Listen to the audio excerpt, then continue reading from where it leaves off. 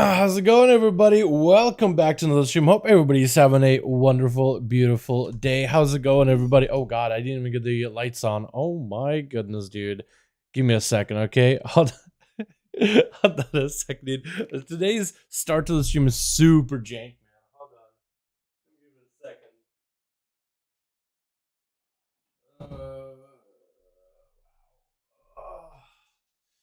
I knew that I was missing something, man. I knew I was missing something. I got up as early as I could after a long evening. And I was like, all right, let's get fueled with coffee. Let's get work done. I felt I was getting super productive, but usually when I feel productive, that's usually because I'm like forgetting about something. I'm just like not even remembering it. I was just like sitting here in darkness, I guess, this entire time. Now I understand why my eyes feel like they're burning. Now that I got the lights on. How you boys all doing? Welcome back to another stream. Hope everybody is having a good one. Let's get some odds taken care of, boys. This week is gonna be last week of 10:02. Next week is 10:05, which should be absolutely fantastic. Super excited for it, boys, because we got a lot of class changes, man. We got changes to some of the bigger ones are going to be Druid, I'd say Rogue, Warrior, Monk, and Priest. But then there's got like Hunter stuff. We got Evoker changes. There's Paladin changes. And there's a couple of other classes like, did I say Warlocks already? Warlocks as well. How y'all doing? Welcome back. Any AWC opening? Any AWC? Bro, I would love to do AWC stuff, but I'm not in on the, they put up like a whole list of like who's going to be commentating. I've never done anything with AWC. I don't even know anybody in AWC. So honestly, I would love to be able to reach out to somebody, but like who would I reach out to? Your boy Dal got a couple of good vids out there, man, but I don't think they really know who I am, honestly. Yo, how y'all doing? Welcome back. Everybody's having a good one, boys. Oh my goodness, that is loud. Like a big old siren. Yo, dude, I want to get some characters taken care of tonight. I want to see if my chick's supposed to do more keys, because I've been doing a little bit of practice yesterday on the Shaman. And I discovered there's apparently a better Shaman build that is an elemental build, lightning build. However, it's much more potent. It is apparently like one of the strongest Shaman builds. It is not the most popular one, but it is the one that's seen the most amount of play. And I was excited to play that yesterday. I tried a couple of keys yesterday with it. My god, dude, if I can get a moment to just stand down and get my cast off, oh, it'll be fantastic. I want to show it to you guys. I also want to play some modes together, all those taken care of as well. But how y'all doing? Welcome back. Orc statue. Yeah, I have no idea what to say about a Celtic. I looked it up. I have no. Honestly, I don't know what. I can't comment more. I know you're gonna ask me like, yo, what do you think about it? I don't know what to think. I have no idea. I don't know what the background. I don't know what the context is at all whatsoever. It was so the statue was, I don't know if you guys saw it, it's like a big old like axe. It's like Gromash's axe. When they said orc statue, I thought, oh, they had like a big old orc. No, it's just like an axe made out of like styrofoam or something. Just sat outside of the building. I have no idea. I have no context what that's all about. I don't keep up with that kind of stuff, to be honest. Class changes, I'm on you. I'm on the prowl, I'm on the case. Some statue getting torn down. I have no idea, bro. I want to welcome on good currently. Yes, very good test. Very, very good. I'm leveling out the Shaman. Dude, I think you'll like him a lot. They're not changing too much over in 10:05, but they're not terrible right now. I mean, I think that would be better if the environment favored a Shaman. I just don't think the current raid and Mythic Plus environment favors an elemental Shaman, but it definitely does well for enhancement. Definitely one of the better classes out there. Definitely not bad at all. Not top, you know, not an Outlaw Rogue, not a Demon Hunter or anything like that. Once you Woodwalker kind of numbers, but sizable numbers, great group play, and short intro, which is amazing. Melee's right now dominating. Yo, it's the darkness, my old friend. Let's see how many members has it over here. My doing, man. Hope you have a good one. Do you watch any? Yeah, I haven't watched any at all. Haven't watched any yet. I do want to check them out though. Any damage dealer classics find out for class changes. Looking for a no-brainer range. DD as a twink. As a twink, like a low level? So I don't know how the classes are going to scale at low level. Let me tell you that. I have no clue how they will scale at low level. That being said, though, damage dealer, that's good after 10:05 changes. I guess Shadowpriest is getting a little bit better, isn't it? Isn't a Warlock Affliction, isn't that getting better? Where's Jake at? Where's Jake? Jake! Is Affliction Warlock getting that much better? Because I know there's some stuff they're doing with a soul swap, but it's going to be like a different type of soul swap. Like, it should be better, right? They're changing some of the talents. What else are they changing? I know the Warrior's getting better. I know the Mistweaver Healer, Brewmaster getting better. Shadow Priest is getting slightly better, but it's mostly like a Desk Priest update with a little bit of stuff for Holy, but not too much stuff for Holy. Then there is Hunter, but Hunter's getting changed. It's more, it's not really a buff, it's really a change. I think it's like a slightest increase, but it's like double tap is gone, but replaced with a passive talent. But at the end of the day, like, marksman should be fine. They'll be okay. They just won't be as bursty, but the sustain should improve greatly. But like, it's a wash, right? I don't think there's a range that they're really changing much, or is there? I mean, all the range are pretty good right now. Like, non-row range is really bad. Like, the last bad ones were like a Fire Mage, Jester Warlock, Affilock, and all those have been getting beat up little by little. Except for like Fire, they're getting buffed up on like the Flame Striker playstyle, but like most of them are playing Mastery instead. Feral Druid's doing good, yes, and they're actually getting better. Feral Druids are actually getting better. They're improving their bleeds a little bit better, sharpening those claws, but also they're making sure those little fangs of yours for them big old bites are even better. That's what they're trying to do, is trying to really bring up that bite build, right? Because right now the bites are kind of like taking a backseat, they're kind of there, you know, it's a filler. But the bleeds is all they're about right now. Big bleeds spreading on everybody, especially Mythic Pluses. However, they want to give them more bite gameplay by changing up the way the talents are. By the way, big change to your whole talent tree. I might as well show you the big change to talent tree. It is going through quite a number of beautiful adjustments. Let me find them real quickly. I'm just gonna use Wowhead. Give me that beta version of it.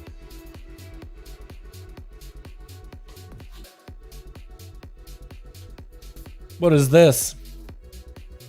Have it on beta, please. Oh, PTR, right?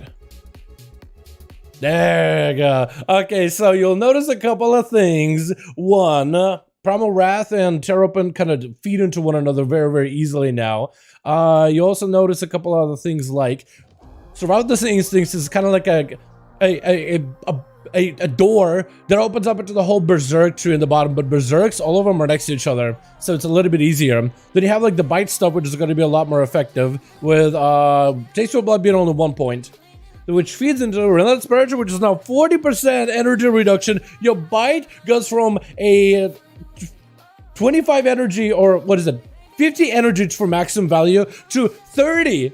20 less energy to achieve maximum potential, maximum snapping potential, maximum big value. It's actually going to be good. So you get a lot more bites out of it, which is also but frosted to be 35% of your bite instead of 25%.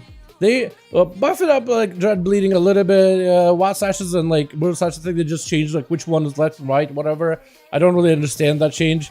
They also buffed a little bit Rip and Tear a little bit more, so they're just trying to make sure that bleeds don't fall behind bites, because they still want them to be all very, very strong. And the way the tree got restructured, the Lunar Inspiration is back on the left here. It used to be a choice between Feral Frenzy and that, but they changed it out.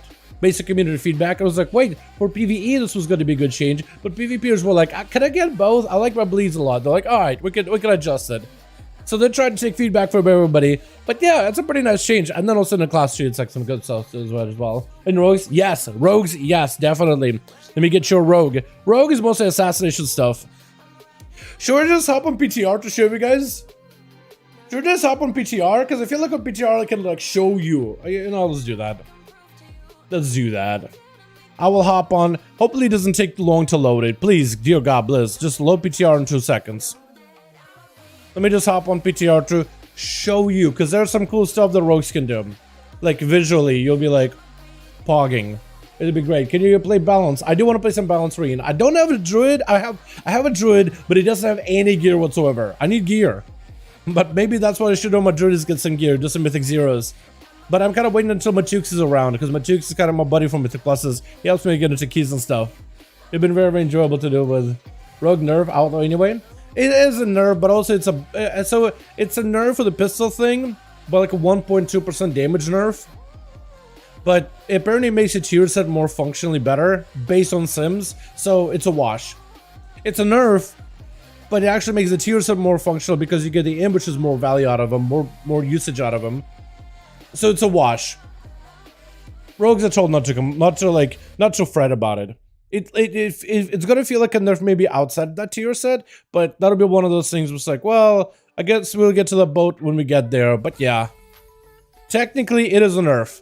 But if you ask any of the guide writers or any of the community figures in the Outlaw Discord, they're all like, while yes, it's a nerf, it is a wash. Like, you don't look at it as like, well, we're getting worse. It's more like, well, they're changing this thing, but in fact, it actually kind of helps us out. So at the end of the day, it's like at most, you're seeing at about 1.5 damage nerf on like, I think, single target. But the tier set makes up the difference.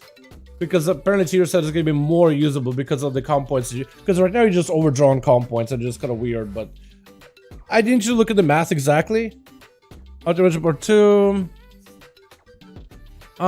This means HO builds, there will be times where you had 5 comp points with an asset active, which was previously impossible. We'll have to test what's supposed to do in the scenario. With no rotational changes, it starts at about 1.5%. And where's the part where they said it's a wash?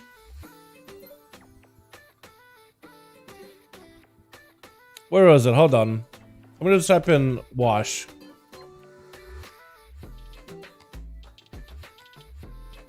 Let me see. Well, type in the word wash. Everybody, all I get is people saying, oh, I'm washed up, or I'm washed up. Oh, is it like a washed up? Dude, I'm so washed up at this spec. Oh man, I'm so washed up at PvP.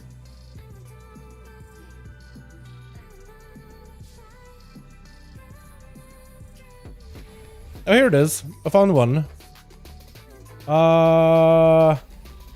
So you actually, with the talent changes, okay, so this is what is going on. So you actually get up. Okay, let me just see if I can pull up the Rogue and PTR, just so I can show you a little bit better. So this is why it's a wash. Rogues are actually getting a talent point back from the class stream. Let me see. Dal Rogue is Algeth'ar. That'll work. Beautiful. So I'm gonna hop on Dal Rogue. I'll show you. Is that the level 60 or is that level 70 Rogue? I guess I'll find out. I would want to go on a level 70. Egg wash, yeah.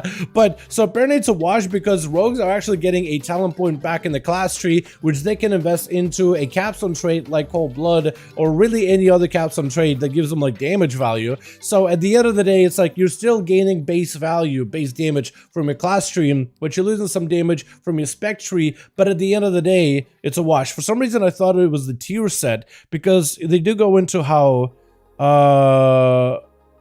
what is it? Yes, but there may be rotational change, but lessen the impact of the H. There may be the rotational changes that lessen the impact of the FTH change.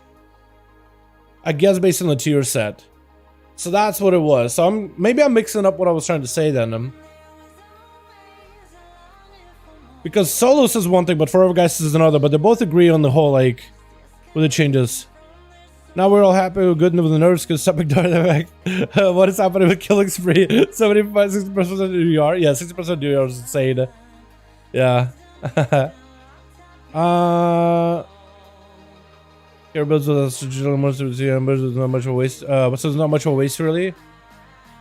Okay, so I'm interested to see what Solo then says about the rotational impact, because I think he might have said the one tier said. So maybe, okay, Chad. So you know how earlier I said tier set makes it better? I may have to retract my statement until I can find, because in the back of my head, I'm like, dude, I swear to God I read it. I swear to God I read it somewhere, but until I can find that post, excuse that statement. Fake news from Dal. I want to say it is something that has to do with the tier set and the rotation changes from the tier set to utilize tier set better, but until I can find that quote, I like to retract my statement. Fake news from Dal. But yeah, but none of the, so I guess what's important part though is, as a rogue, if you're concerned about like, oh, I'm gonna walk weaker into this patch, none of the people that do the theory crafting or the guide writing are concerned, based on the data that I've seen. So if they're not concerned, there's a good chance they shouldn't be concerned. That is of course something I just have to find out once the patch drops at this point, because it's just only like a couple of days away until it drops. But I wouldn't be super, I feel pretty confident. That's how I feel about it. Arms taking over Fury? I don't know about that. I would be kind of cool if Arms was a bit more competitive, but I don't know about that because they get some cool changes. Let me show you the changes to Rogues real quickly. It's taking forever, by the way, to load. Please tell me how many demon hunters get nerfed. No. I mean, they've gotten nerfed over last few patches. I feel like every single class update for the last few days has been a Demon Hunter nerf following a Demon Hunter nerf, and then even more Demon Hunter nerfs. How to unlock and obtain revival catalyst charges in Dragonflight. Is that testable in PTR finally? Maybe it is actually. Oh, okay. Killing a primal invasion mobs. Oh, so you just get a bar that you gotta complete. That's what it is. Okay, cool. Alrighty, so this is, oh god, my bars are so massive. So let me swap on over to the assassination real quick, just to show what's going on with the rogues. So real quick, I'm gonna try to be brief here. I'm supposed to be top 5 after the changes. You think so? That'd be fantastic. I'd be happy with that. Alrighty, so what we're getting as rogues is we're actually getting a free talent point through Unbreakable Stride. So Unbreakable Stride is changing quite a bit. Actually, whole left side of the tree changed quite a bit. First of all, Feint as an ability, Feint as a baseline ability is a, where is it? Feint? Is a class skill. It's no longer a talent. It no longer takes up a talent slot, which is massive. That is mad in its own way. So when you make it up talent tree where Feint was, and I have Cheat Death and Elusiveness. This means if you look into PvE or PvP, for example, try and make yourself the best build out there, you can pick up Cheat Death or Elusiveness very, very easily, very, very quickly. And you can avoid this talent node, which is a new one called Unbreakable Stride, which costs 1 point, reduces the duration of momentum zone effects by 30, which is going to be pretty maybe useful in PvP, but like we'll see. But overall, it's pretty massive, so you can really just choose what talents you want to run. Because look, I have 2 points here. I got all the basic stuff that I need, right? Maybe I'm not raiding, so I don't need Gouge. I can pick up Atrophic, I pick up Tricks of Trade. I got myself mobility, got that. We can go down here, pick up this, pick up this. Probably should pick up the effectiveness of poisons though, shouldn't I? Probably should, right? I feel like I should. Yeah, so like, look. And now I have basically an extra talent point to invest stuff into. So I can pick up my Deeper Strat. I can go with the Thistle Tea. I got 4 points to spend. What am I going to spend it on? I can pick up Cold Blood. Or I could go like this, like this. I think Resounding normally. I think for Assassination though, because you are trying to pick up the Virulent Poisons, I don't really know how else would I be able to maximize value here. I think Assassination may be one of those specs that doesn't really see that much value. Though I could be wrong in this one. I know that Outlaw definitely gains more value because you can definitely get a talent point out of it. Yeah, because of this and you have to grab this, I think you may be kind of limited as Assassin, so Assassin doesn't see much of a gain then. But I guess Assassin does see a lot of gain with this challenge tree altogether. So in the right hand side of the challenge tree, the spec tree, you get yourself 1 less point to spend into Dash the Scoundrel, but still getting the same value. So Dash the Scoundrel is going to be like 5, then 10 points worth of chance to crit. Or crit chance, and then you get energy regen back. And on the bottom here, you have Dragon Shepherd competing with Kingsbane. You can never use together. You can never use them together before. So it's not like anything new. But now you're basically just going to go down the middle to pick up Kingsbane or the other. And Kingsbane you kind of want to pick up together with Amplifying anyway. Just because you want to go for double poison normally if you can, but you can normally. But you usually grab it anyway. So then left hand side or right hand side, it could be its own thing. Like this whole bleed with debuff kind of mechanic. You can also pick up the big poison and alternative gameplay stuff. But then bottom left, now you can pick up middle and left, middle and right. Bottom left is a cool one too. Arterial Precision. Shiv strikes 4 additional nearby enemies, increases the bleed damage done to affected targets by 20% for 8 seconds. So not only does it do the original whole, when you shiv them, they take more nature damage, but now they also take bleed damage as well. And you hit 4 mobs with it, which is actually kind of nuts. Hold on, let me do this real quick. Nameplates, right? Always show nameplates, larger nameplates, enemy nameplates. Here we go. So you guys can see the shiv, right? So look, I'm surrounded by a bunch of these mobs. And let me just make sure at least I have a dagger in my main hand. Right? So when I hit shiv, all of them are going to get cleaved. Ready? 3, 2, 1, bam. Look at this. All 5 of them have the shiv debuff. All take more nature damage and bleed damage. And if you are playing in rage mechanic, like raging in Mythic Pluses, that's a de-enrage on all of them. The way I thought for a while, like, how would this ability work? Like, is it just going to be like some kind of like extra bonus cleave? No, you just shiv hits every target individually. For some reason, I thought it was going to be like shiv will hit 1 target, and then everybody else will get like a shiv debuff on them.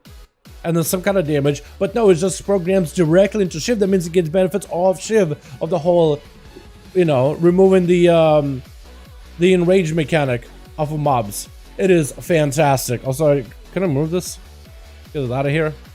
Yeah, so that's gonna be really good. So you can go for like a bleed, big AOE cleave, Mythic Plus Shiv if you want to play into, or you can go indiscriminate carnage together with air precision for big bleed AOE. It's gonna be really, really cool. I don't know which one of these is gonna be better. I think Kingsman is gonna take over just because it's been more meta play nowadays. But Dragon Triple Blades will still be a solid choice. But yeah, it's really, really cool. What's up, Dalamio? What's up, bro? How you doing, my man? Hope you having a good one. Sally, how you doing, my guy? Hope you have a good one. Hell, Havoc has a long CD. Sure, Rip Mistweaver Monk. It was low tier with 1005. It'll be F minus. Wait, Addons, what do you mean? Isn't Mythic Mistweaver getting better? They're giving you guys the artifact weapon again, and they're improving a lot in terms of mana and making the Fistweaver build better. They're literally buffing the class. What part is gonna make him F tier though? I actually gotta know. Like, they're actually just improving the class in every way possible, but like, I'm actually interested to see what you would say in terms of like why it's getting worse. Because they're just getting buffed. Like, everything should be stronger. Everything should be better for them. Everything. Let me swap to Outlaw real quick. I just want to see how they tell him build affects us. But yeah, that's looking fantastic. Yeah, the pistol shot with Fan the Hammer is going to feel weird, but... yeah, okay, so it's going to be bugged on the left-hand side. Let's do left side reset. Hold on. So we're doing the middle here. I grab this. I go subterfuge, grab that. Okay, cool. I can figure that out. It started. Evasion.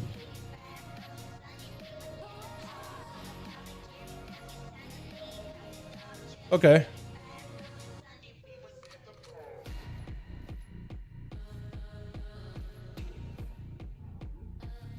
Oh yeah, we do get 1 more point. So we can pick up Cold Blood if we want to, which actually is a DPS gain.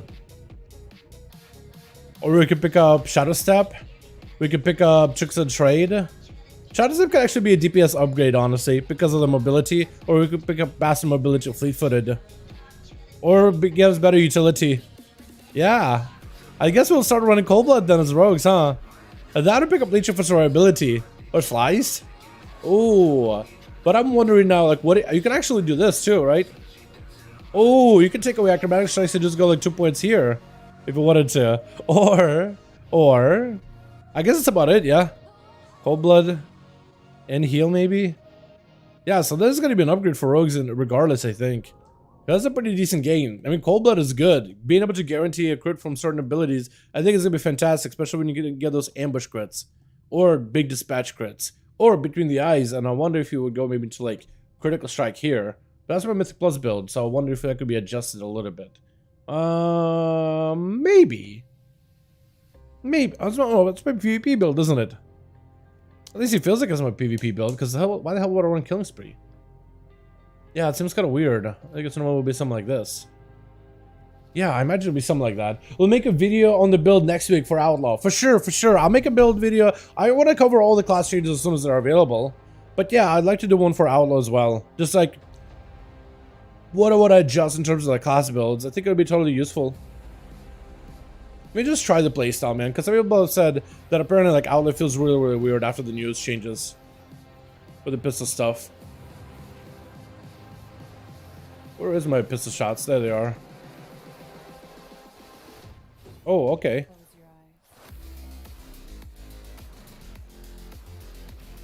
That didn't feel weird. Okay, so it makes Cinder Strikes a little bit more playable. Oh, okay. Ambush. What I do like about this, though, like, it's not optimal, don't get me wrong about this, chat. But I do like the fact that I at least don't feel like I'm over wasting comp points. I do feel like I'm not overdrawn on them anymore. And I do appreciate that. There's a bit more of a flow with the Cinder Strike. That's not going to be difficult to adjust to, I don't think. At least I don't think I would have too much of a difficulty with it. I'll look at the actual damage, I'm just kind of playing the rotation. So there is definitely a little bit of that muscle memory where I would pistol shot into a finisher immediately. That is something that I'm going to have to get used to. But I don't think that should feel too terrible. Let's say just got it twisted. That did work well.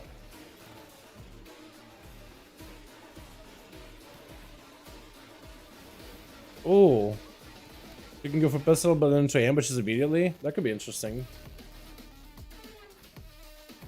You will still pistol probably either way, yeah? Because I do feel like sometimes I'm just sitting on pistols so often. But I'm sitting on like a between the eyes proc. But as soon as you get the broadsides, buffs, it basically goes up to like full filler. Yeah, it basically just goes straight up to full filler. Basically goes back to how it was. I think that's also gonna make more emphasis on that buff, maybe. But that buff was always good, so I don't know if it was gonna make it more emphasized or whatnot. But you probably are gonna just adjust the rotation very, very slightly. I wonder if you're still gonna just try to prioritize finishers or what.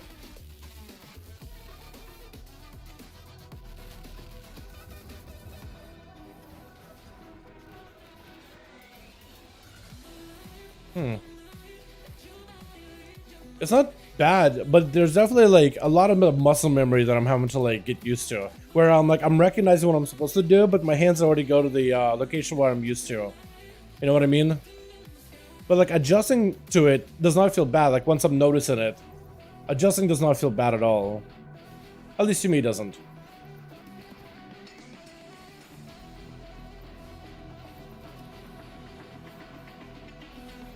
It does feel like my gameplay slows down a little bit, but it felt like it was a really breakneck pace before, right? So when you make a mistake, it was really, really terrible. But here it feels like it slows down a little bit, but it doesn't feel too terrible.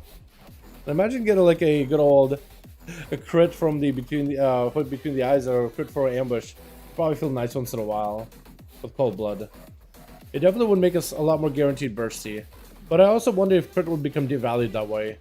Because we can always guarantee crit once in a while. I also wonder, like, if I would use... Like, when you're sitting at 4 calm points and you have an ambush proc, do you just Sinister Strike? Or do you just, like, ambush and overdraw a little bit of calm points? Because what if you get that double ambush proc right there? Like I just did. Huh. That is going to be something to adjust to a little bit. But it is something that feels a little bit better. Like, it actually, like, it slows down the gameplay a little bit, but it makes me feel like I can actually make that precision decision. You know what I mean? Like, that feels a little bit better to, like, slow it down by a hair. But it is, there's definitely a lot of that muscle memory that I'm just, like, so baked in on. I'm just, like, spend, build, that I feel like is nice to get slowed down just a little. You need Pathfinder Part 2? Hey, Dal, do you know if you can fly in cultures? Yeah, we need Pathfinder achievement. Pathfinder, you look it up here. We type in Pathfinder, and there's part 1 and part 2. I think it's part 2. Part 2 is going to be get revered with Reservoir Resistance, Unshackled with revered with Unshackled or the Uncohen, depending on the factions you play. Explore Vegetar, Battle for Azeroth, Pathfinder part 1, and Explore Mechagon. Yeah, so the review part I think is going to take a little bit longer, but as long as you like, if you've been playing at all anytime in BFA, yeah, it shouldn't take too long. Also, there's this guy that added, Orbeg the Unknown. If you interact with him, he says, "Oh, I've been here the entire time." Charm rogues, man. Best rogues out there. By the way, what was the damage? So, that damage was because I'm hitting a trained dummy that's low level. Right, so these dummies here in the Rogue Order Hall are level 45. So, when I'm hitting them, they're getting blasted because of scaling. They're just taking lots of, like, Legion-esque scaling system. Like, they're basically hitting for what we used to do back in Legion, numbers-wise. Maybe a little bit overinflated, but like hitting for like 1 million in Legion was not uncommon. Like you had certain abilities that would hit for 600,000 and that was normal. Hell, 300,000 was a low hit. You know what I mean? Stuff like that. So, yeah, so there's scaling included for these dummies. Mostly because they're lower level. You can show the Hunter stuff really well if you got time. There's not a lot of stuff for Hunter at all, honestly. With Hunter, I could just go to like the actual like Wowhead post with the talents. Because they really are just lost double tap. That's really about it. Let me do that real quickly. Because, like, I actually wonder, loading into a Hunter versus pulling it up on the thing. Okay, let's just try it. I want to see if I can speed race it. Speed racing myself on this one. PTR. Tools. It just takes so long to load into a PTR, man. Okay, here we go. So I already have that pulled up here. But all that's happening is double tap, gone. Double tap replaced with tactical reload. And I think steady focus is now up here that leads into that Serpent Stalker's trickery. That's it. That's all that's changed. Still loading. That's all that's changed. You didn't really get the many changes. PM didn't change much, MMM didn't change much either. That's about all that's changing. They're just making MM a little bit less burst, all cooldown, to more, a little bit of sustain. Yikes. So overall though, what does this mean for the class? Is it getting nerfed? A lot of people like double tap as an ability. Damage wise though, for like dungeons and raids, Hunter is staying the same, damage wise. You're not changing. You're not gonna have that big old pop pop burst anymore, but your damage profile overall in big cleave, AOE, single target should be nowhere different. It'll just feel a little different. You'll be more sustain heavy rather than burst heavy. You'll have a lot better sustain damage rather than big pop pop burst damage. So overall it doesn't change anything at all. Like in terms of like, if you're like, oh, am I gonna do less damage? No, you should do the same amount of damage. But is it gonna feel different? Like if you like that big old double tap, maybe like to go for, you know, PvP, right? You're setting up some kind of CC chain in somebody. I don't know, you maybe hit them with a chart trap, and you're like, hit that rapid fire, double tap, line of sight. Wait, whoa. Line of sight, double tap, rapid fire on the corner. You can't do that anymore. That's about all that's changing. You won't be able to do the double tap rapid fire one shots around the corner. That's about it. Everything else is the same. PvE wise, you're not changing. PvP wise, you may be more reliant on the aim shots and rapid fires, though there is a good portion of the hunter community that plays marksmanship, as small as they are. But they're like, you know what? I don't want to be a class that's super reliant on double tap. I want to be able to feel like I have a go without double tap. So this could allow them to have better sustain, so they could constantly put pressure instead of just like have a go or not have a go. Because right now, like, they're very, very double tap heavy. It's all setting up the big explosive, all that double tap, rapid fire around the corner, hide behind the pillar so no one can interrupt your rapid fire. A lot of them would prefer to be like, I want my aim shots and rapid fires by themselves to be deadly enough where I can put pressure on somebody. I don't want to have to sit for an entire minute until cooldown's available. Is it fun bursting somebody down behind the pillar? For sure. But is that the only way they can really like get a kill right now? They can do some pressure outside of it, but a good portion of the damage or a lot of the kill potential does come from the double tap rapid fire combo. It is really, really strong together. So this overall should be a step in the right direction. But we'll see how it pans out. Also, they changed salvo a little bit, so it doesn't make it so that your next volley multi-shot always applies explosive. You can actually control it when it does, right? So normally, you just gotta run in, and you're like, multi-shot, right?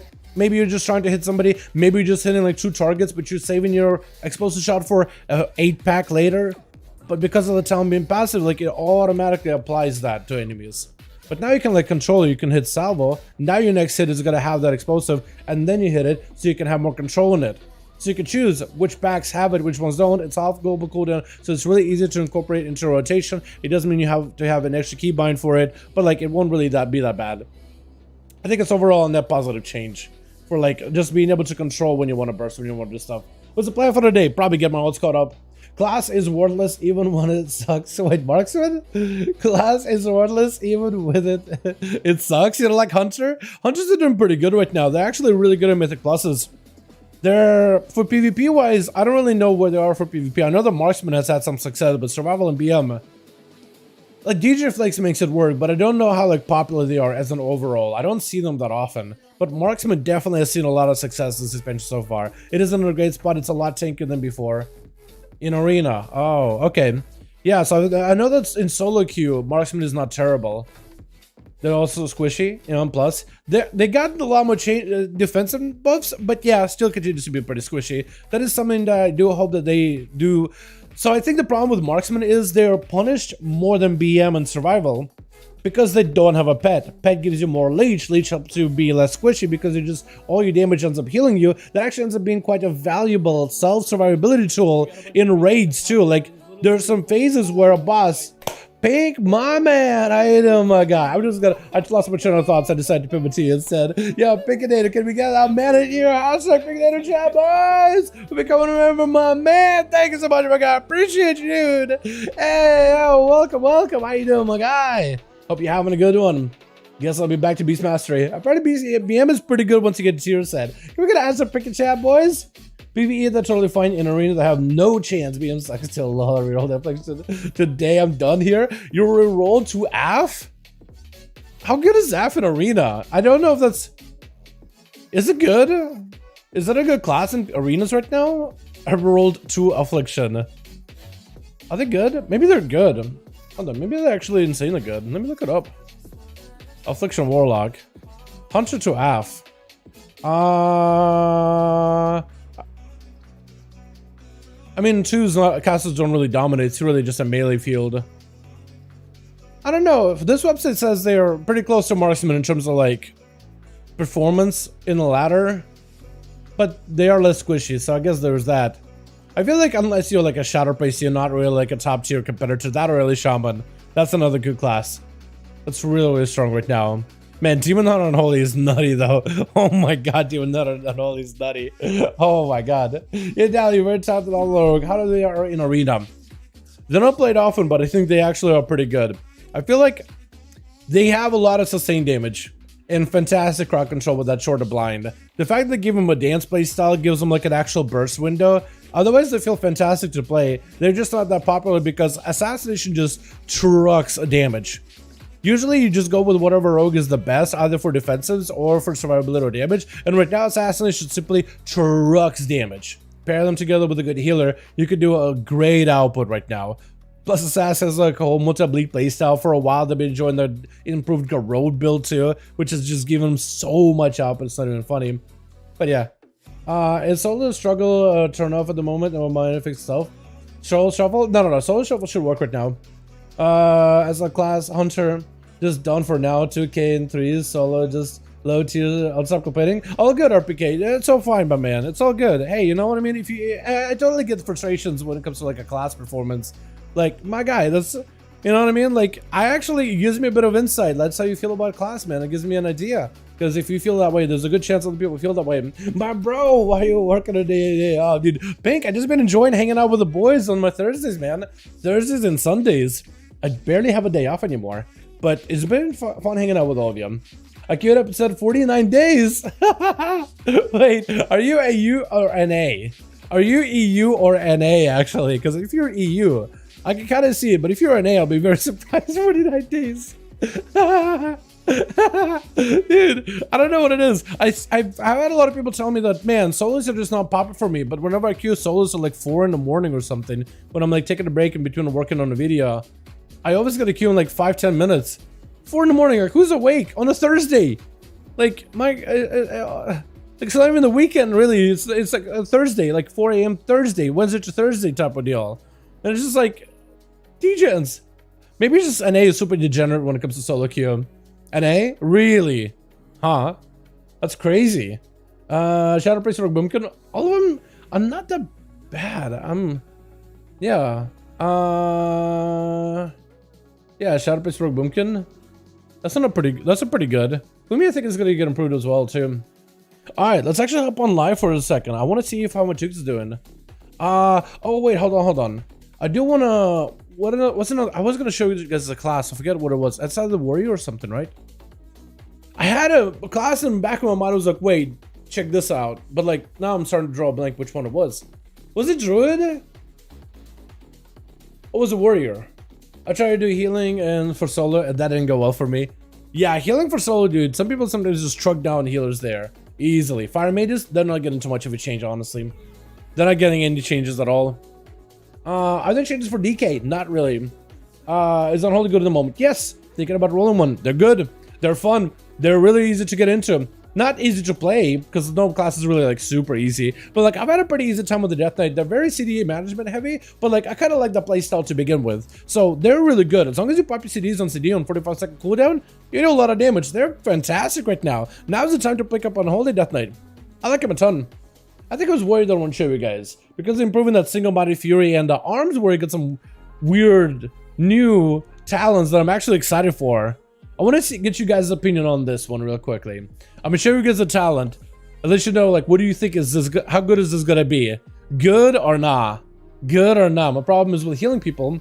Always LOS? Yeah, dude, that's what a lot of people complain about in solo queue. I have so many buddies that are just like healers. They're just like, bro, they just keep running behind the pillar. They just keep running. Like, people are starting to use weak auras, like, and macros for, like, every time you drop, like, a Spirit Link totem, or if you drop down just, like, the damage reduction totem, the protection totem, or whatever it's called. That's protection, right?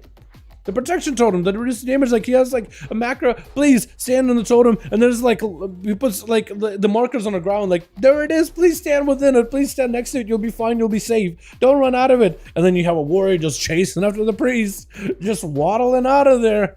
Even though he's getting gripped by the Death Knight back in the totem. Death Knight is just also a goober, but like the warrior is still running. Even he has such a situation where even the enemy Death Knight is trying to grip him close, but he's gripping him into the totem. It's like, you're safe here. He doesn't even like helping you.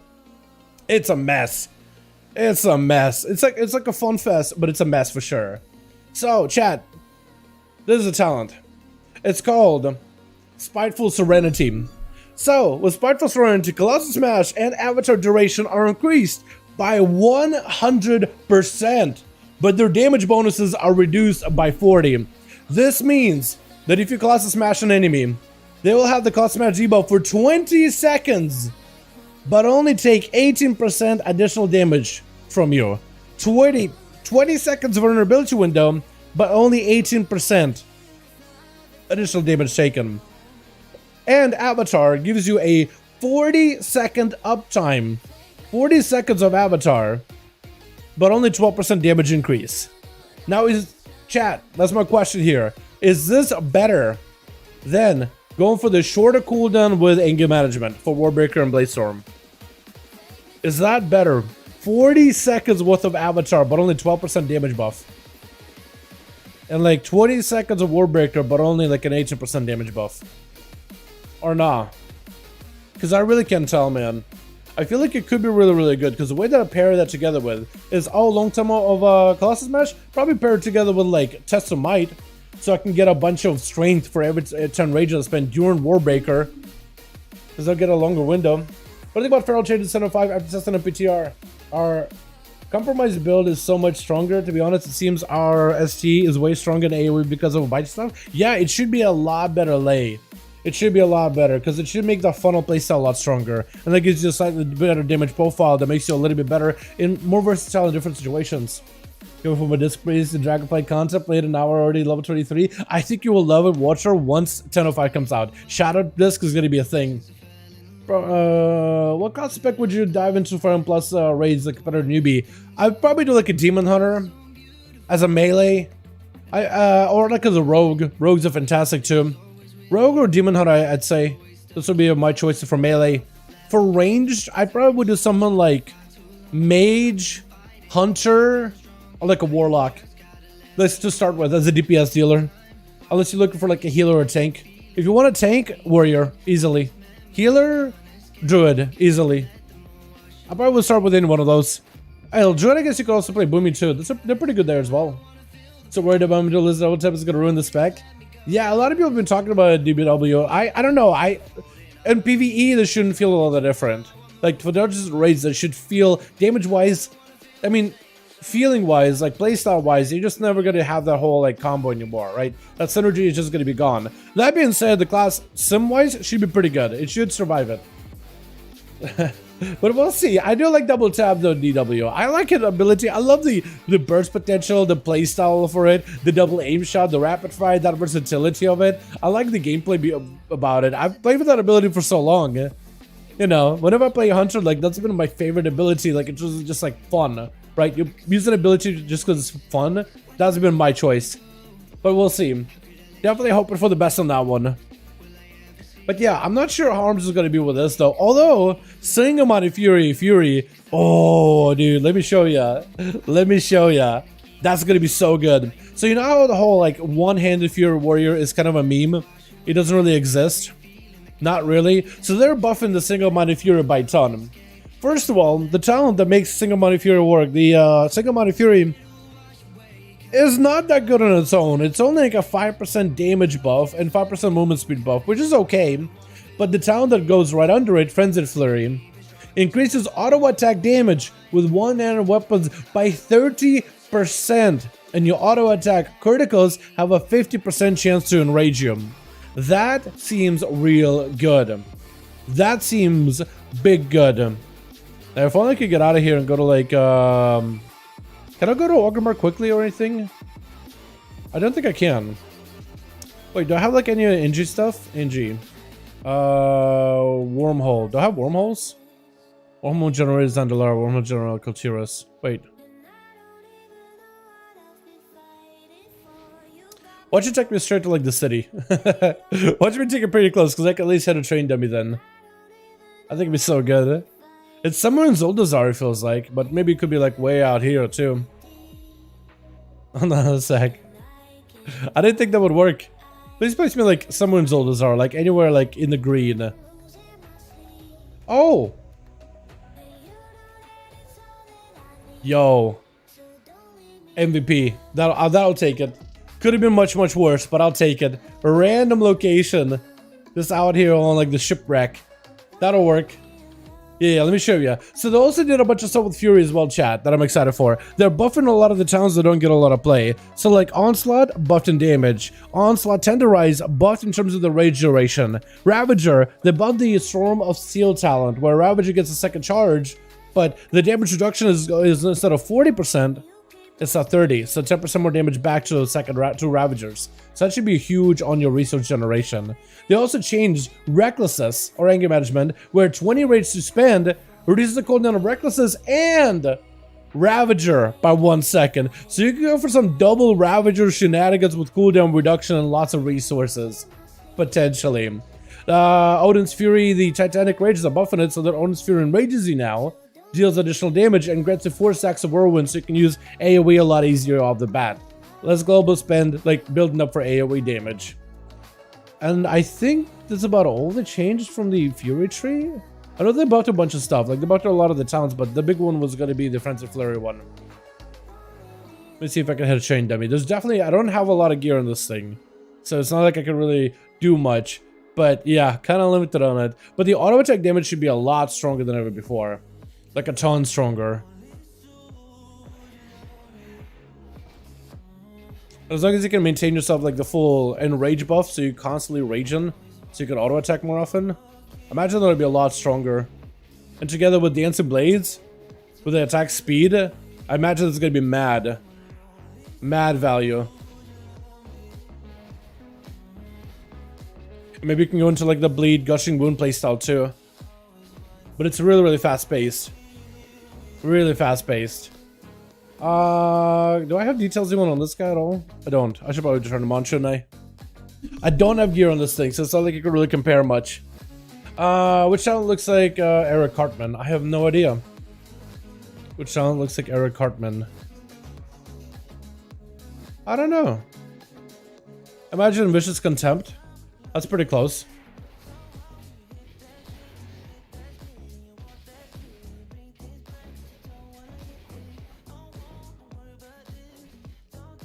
Did I not get details up? Storage? Did I need all of these?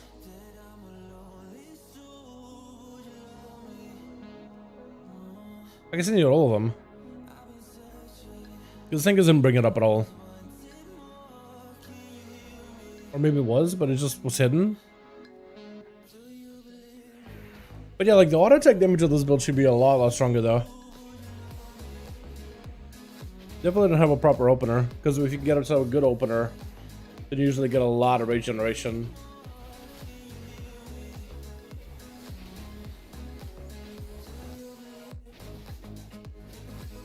If you maintain that in rage mechanic, that'd be fantastic too. And your auto attacks have a chance to enrage it too. I believe it was like critical hits have a 50% chance to rage it. So if you go for a lot of crit, you can basically maintain permanent rage. Or should I be able to maintain permanent rage? Look at them auto attacks, man. Again, don't have a lot of gear on this guy. But look at the auto attacks in comparison to my gear. The constant uptime. That's pretty good. You got a full auto attacky build. And I wonder if we could like make it a little bit stronger too from like the class tree. Like Bloodthirst are doing work, everything's doing work. That's pretty good. Big auto attack damage. Like, I wish I had like a fully geared warrior though. This guy is definitely nowhere geared. But I do need to run him through like, what M0 is on live servers. But look at the melees, man. I feel like the melees may be good in a single target, but I don't know how good they're going to be in AoE. But the melees are so close to Rampage. They're not quite at Rampage level, but they're so close they're just trailing right behind Rampages, man. Right behind Rampages. It's so close. I do want to see if I can, if you could probably make it even stronger. So there's this weapon that you can get from the Nokodan dungeon. The Nokod offensive. There is, where is it? Nokod offensive. I think it's from this guy. This guy. Rage and Tempest, called Strike Twice. Your auto attacks have a chance to strike out again, dealing physical damage. So 2,300 physical damage. For this guy, it's about more than an auto attack, but I wonder if that scales with your strength. So it's like, as you get more strength, the proc is going to get stronger. So it's always going to be slightly better than your auto attack. Because if that procs enough, that'd be fantastic. And you're auto attacking quickly the entire time, you'll probably be the one class that sees the most value out of that one. Because that's just, I think it'd be huge. Together with Annihilator proc from every one of your autos too. And I wonder like if you can go for like a crit haze build maybe. I'm sure Master would be like the play instead. Slam is for the meme. Slam is there for the Storm of Swords, because Storm of Swords allows you to pick up that Annihilator auto attacky build, where your auto attacks did additional physical damage generate for rage, since you auto attack as fast as you are. Whirlwind has a cooldown, but 80% more damage. Slam, 12-second cooldown, but generates rage and deals 100% more damage. And you can amplify it together with Crushing Force for even better slam damage. I think that's about all, right? I know that Arm's got some slam abilities too. Or you could also increase the damage by 10 and increase its crit chance by 10% from here as well. But there's a lot more like slam gameplay with the arms too. They make it a slam where slam could do critical strike damage. Like crit damage is increased as well with a talent. Not only just the crit chance, but crit dam too. But yeah. So it's there as a filler, but it's like, I don't know how high prior of a filler it may be. Because it generates 10 rage, whereas Bloodthirst generates 8 rage, but Bloodthirst can put up a bleed on things. So Slam may be an ability that actually gets a lot of play in terms of like what does the most damage, because the ability of Bloodthirst definitely doesn't do the most damage for the spec. If that makes any sense. The Slam may actually be more of a usable button because all your abilities do more damage. I think it may actually put Bloodthirst on a back burner unless you can use any other ability, because right now I'm just slamming and it generates me plenty of resources. I'm only Bloodthirsty because I got nothing else going on. You know what I mean? But otherwise I'm just building resources. Like that actually feels pretty good to just slam. My damage is not going to be great because no gear on this thing. So don't look at it too closely. Don't judge me.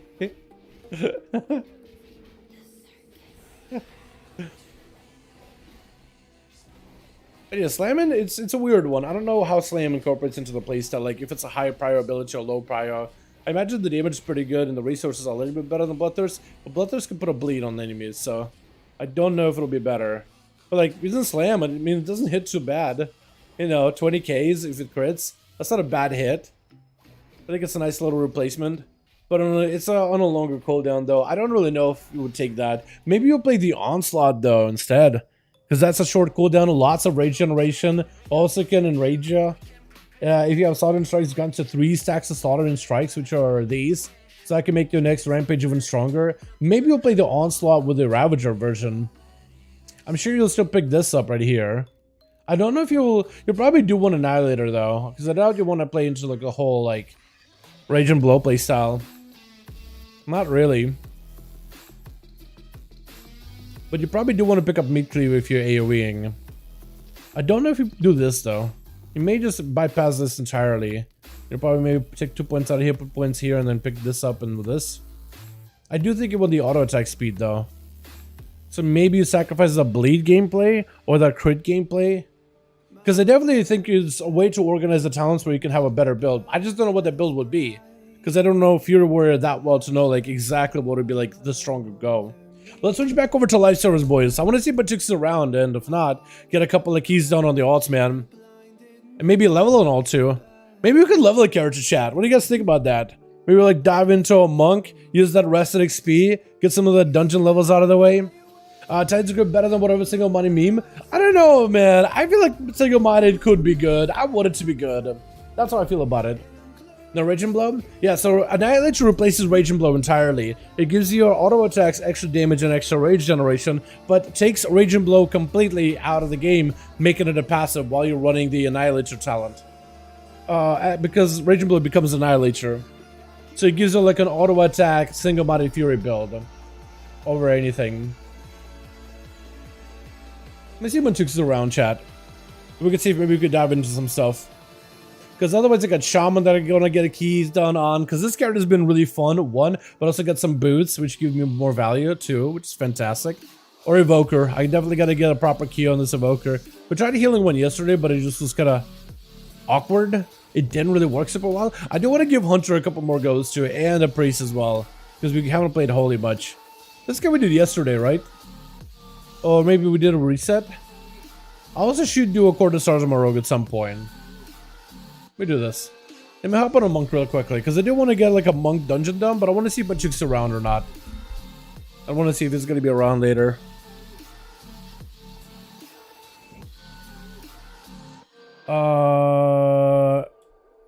Hey, let me know if you wanna get some keys done. Maybe we could do like a Court 17 or something, so it's a good key for you, and I have a chance at a trinket. Can we do a tier list for the new patch? Tier list? I don't know about a tier list for the new patch. I'm sure other people are gonna do it, but man, all the tier lists are so wrong. Even like the tier lists for the beginning of the expansion were super wrong. At the end of the day, a lot of them ended up being wrong. So I don't know about a tier list, man. I feel like if I would do one, I feel like I'm gonna be wrong. I want to see if they do any final last-minute changes on classes. But yeah, I'm not really like a tier list guy myself, honestly. Not usually. Let's do this. I don't even remember what I used to go for my monk. I am excited to replace Bone Dust Brew with a new talent, though. That's gonna feel a lot better, man. Because Bone Dust Brew, I'm kind of over it. I know there's some people I've been using in PvP to make some plays, but like I like the other talent a lot better. Like the Shaylun's skill that's coming up. If we can get into a court, okay, I'm down. We could probably get into a court like 18 or something if you bring like your main Matux, like your highest geared, highest IO guy or whatever. Because if I had a court, I would just do my court, man. I would just list that instead. Tier list is fake news, honestly. Most of them are like don't really pan out the same way. About how fun classes will be. So that's very subjective though. Like I can give you like a tier list of like what I'm excited. I give a tier list of the classes I'm the most excited for. You know, it won't really go beyond like a C tier of like, hey, this class exists and is there. But yeah, because I don't really. There's no class I'm like not excited for. It wouldn't be a class I'm like, oh, I hate the changes this class is getting kind of deal. You know, there's some changes I'm really excited for, but other changes I'm just like whatever on. Just watch a tier list video of tier list videos on YouTube. A tier list video of tier list videos on YouTube. Also, not having fun. Not having fun with Outlaw, really sad. I'm a level of Warlock, check Dastro out. I'm sorry to hear that, Felipe. What's going on with Outlaw, man? What you don't like about it? I'm sorry about that. That's big on Forge. Yeah, so it looks like Matux is around. I want to see if maybe me and him can queue up for like a Court of Stars. At least like a 17, man. I want to get some 20s done. Honestly, I'd like to get 20s done more than anything. But we could maybe do like an 18 or something. Maybe 17, 18. But I do need to get like my 420s out of the way this week as well. But also, I can do alt stuff. Or we can do alt stuff. Because I really only need plus 20s with Court. That's what I want to do with Matux. We could get alt stuff maybe. Is there any... Oh god. This guy always has these finished prototype regal bardings listed out here. Always. What is he making with them? The players with leatherwork and skill can be accumulated through crafting orders. He's making something. But he has like a million of them listed all the time. That's like the only thing that's ever got listed is this guy. There are sometimes people that are listing gear and try to snipe when I can. But man, 28 of these. Odora by Gobert. You liking it? Yeah. Try sub. Sub is really fun. Yeah, sub is really good too. I'll check out it's in the medium soon for the boys. Try to push more 18s. We can do old stuff. Yeah, we can do old stuff. Then Mythics. I'm cool with that. I'd rather do court 20s, but nowhere low, preferably no lower, just because I need my 20s out of the way anyway. So doing a court and a 20 all together, I feel like would be the most ideal for me. So we can just do old stuff instead. I got other codes I can take care of as well. That's about says Jal. Thank you so much, Honest. Appreciate you. Chat, I'll let you guys decide which alt you play, man. I need to get a Q on the Evoker. But yeah, we can do that. Yeah, we could probably maybe queue for a dungeon with a fist drop on Matukes. That'd be fine. We could either do Evoker chat, or I want to do Shaman, just because I actually found a build yesterday that was really fun and I liked it. Or do Hunter, just because I need practice. Holy Priest. You know what? Let's throw Holy Priest on there as well. Let's throw Holy Priest there instead of the Hunter. So, Shaman, Evoker, or Priest chat. You guys will get to decide which one you want to see the most. Full Send Shaman. Dude, this build that I got going on, it's so good. It's like a mix of like lightning and a little bit of fire, but like great for M+. It's really good. Shaman, okay, Shaman. Oh, Holy Priest. No new stuff for enhancement, actually. Not a lot of stuff for enhancement. Shaman, please. Because I'm liking this a lot. I also got the boots. Like, it was like this toxic thing where you get like it'll reduce your secondary stats, your worst stat, but it'll give you the best stat or your highest stat. So it can give you like a little bit of that like stat like value and stuff. It can be kind of good. I haven't really got to test it out properly, but it can be pretty good. The Priest and the Lava Collapse. I wasn't gonna do a lava build. There is a little bit of lava involved in this build, but it's more of like a lightning bolt perma lightning elemental build that does a lot of big chain lightning damage and frost shock and stuff. I tried it yesterday. It felt really good to play. I'm really bad when it comes to mobility. Lava build is what a lot of people play, but this apparently is a lot stronger. I do want to get better at it. Go Shammy? We'll do Shammy.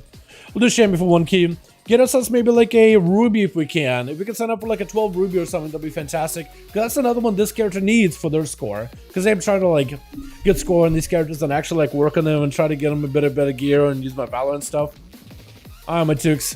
Let's do it, bud. Where are you, my guy? Get in here. We'll try to see if we can find ourselves a decent enough key. I don't know if you wanna which roles you wanna do. It's whatever we're doing, man. Like if you just wanna DPS, that's fine. Just gives me an idea what keys I can take. Okay. So he's fine with either or. Let's try to see if we can maybe do a, I don't know, Ruby plus 12 maybe. Potentially find a Ruby in here. There's a Ruby with a tank. We'll try this guy maybe. Ruby 13. I don't know how we'll do 13, but like I'll give it a go. I do want to do Ruby potentially. Possibly. Or I should just open up to all 12s at least. What other 12 do I need? Like today's a tyrannical, so I can maybe do like Temple of Jade Serpent. Potentially. I also done a Temple and Ruby would be the best keys I could probably do for score. Is it Temple? Let me type in Temple. Temple. Let's try this one. We could try this one maybe. Got a 13 Temple. I'll take it, man. I'll take it. Yo, let me go grab myself enchants and all that stuff. Let me grab myself that buzzing rune. Or the other one, chirping rune? Chirping rune. I get a good one. And apparently versatility flask is like a good one as well for the spec. Or at least it's a decent one. I like how they're so cheap now. So good. 2-piece, let's go, Delty. That's awesome. I want to get myself that Shaman 2-piece when I can, man. Lightning Bolt, Chain, Lightning, Lava Burst increases the damage of Earthquake by 5%, stacking 5 times. Like, that'd be so good when I can. But for now, I'm kind of limited. Yeah. We got a Rogue. Huge. So we got a Rogue. We got us as a Hunter. Me and the Shaman. So we got the Luster, Buster. Brewmaster. As long as we go slow, I mean, it's a tyrannical, so like the only thing that's really going to be tough is bosses, but as long as we go like slow-ish, we should be all good. How you liking the Outlaw 2-piece? It's pretty decent. I think the 4-piece is probably the better one, but the 2-piece is pretty good for like the PvP for sure. That ambush damage, oh, it's so good. It is so worth, man. Oh, I love it. Love it, love it. Level of my disc right now is good for low content. It's pretty good, yeah. The damage you do scales pretty well. It should be just fine in terms of like questing and like dungeons and stuff for a bit. Look at general for best screenshot ever, kick W. Yo, have fun with that one, man. Hey, have fun with that. Ulduar is out. I wonder how popular it's gonna be. Like, they gotta be pretty popular, right? It's gotta be like, yo, Ulduar out? Until people farm it up, maybe and get the bot. Is there a world first race with Ulduar? Or is it just like, they don't really do them anymore? Because imagine it's super quick. Down the first boss 3 minutes, going in. Let's go, dude. Well, yeah, wasn't the first boss non-hard mode like really easy though? You just gotta run around and bikes pick up bombs to give it to the dudes, and you just gotta like toss it, and then you have the big tanky or tank-y mobs draw aggro and just kite him around. I'm wrong about that. First boss easy, I imagine. Enhancement or holding for Mythic Plus. Again, I'm a newbie. I would say between those two, that's the two playstyles they decided on, yeah? I would say I will probably do Shaman. I think Shaman's right now a high value class. And I feel like if you're looking to get into M pluses and you just want to play classes good, so you don't have any reason to not get invited into groups whatsoever, I would probably do Shaman. I'll probably do Sham. Did they know the ads from the boss room? The last boss room? I don't know. We'll see. But definitely like with my chicks, if you want to go slow, we could go slowly yet efficiently. Slowly but efficiently killing stuff. I think it'll be golden. As long as you just don't pull too many. But they did nerf a bunch of mobs. I know they nerfed like the mobs that explode. They nerfed them for sure. Okay, so this is the build that I got going on, chat. I'll show you in a second what are we doing here. Hopefully we'll have people that are killing the explosives. And looks like they are. Looks like they are. The Rogue is on the job, man. Rogue is on the case in this one. Fantastic. Are we doing the line of sight thing? Kinda?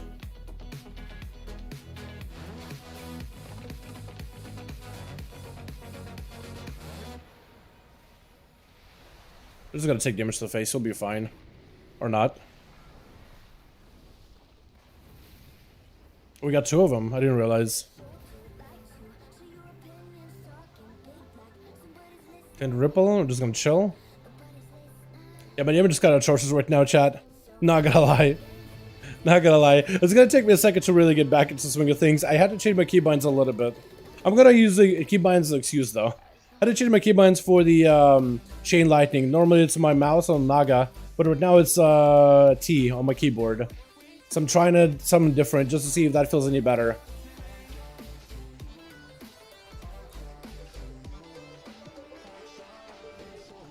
Maybe it will. At the end of the day. But I also gotta kind of change my mindset in terms of like the abilities they use too. Because that changed quite a bit as well. That changed quite a bit. That's gonna be pain. Can we just light aside him? I think they still do damage to us either way, yeah? Yeah, I think you just there were chicks, I think you just pull them on us. I don't think you need I don't think you do the whole like oh my god, yeah. I can't even pull that guy over, can you? Maybe I can just hex him. I really don't know. Because you interrupt them, but they don't like stop moving. Or they don't move ever. And I can't really knock him easily. Okay, we'll kind of maybe make someone work off of this here.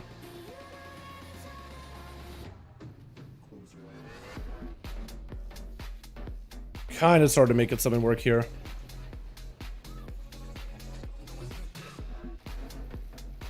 Yeah, when you interrupt them, they just walk to you. You gotta like literally drag them on top of the boss at that point. Okay, let's do this. I gotta get some practice here anyway.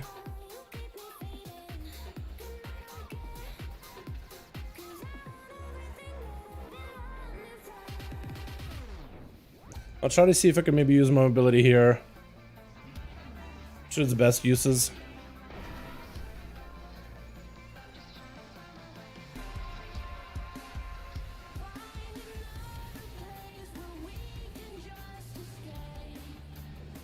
We'll see.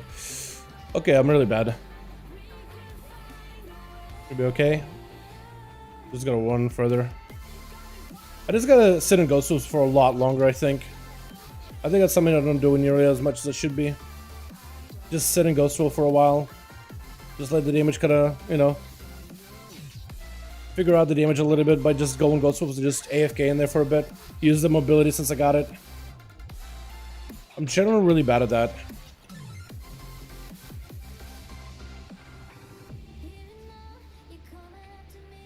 Because there are moments where I just can't do anything anyway. So I might as well ghost wolf it out of there. Oh, thank goodness. So if you can reposition a little bit, let me be okay. I hope should be hopefully be okay here. Right? Maybe. That's gonna suck.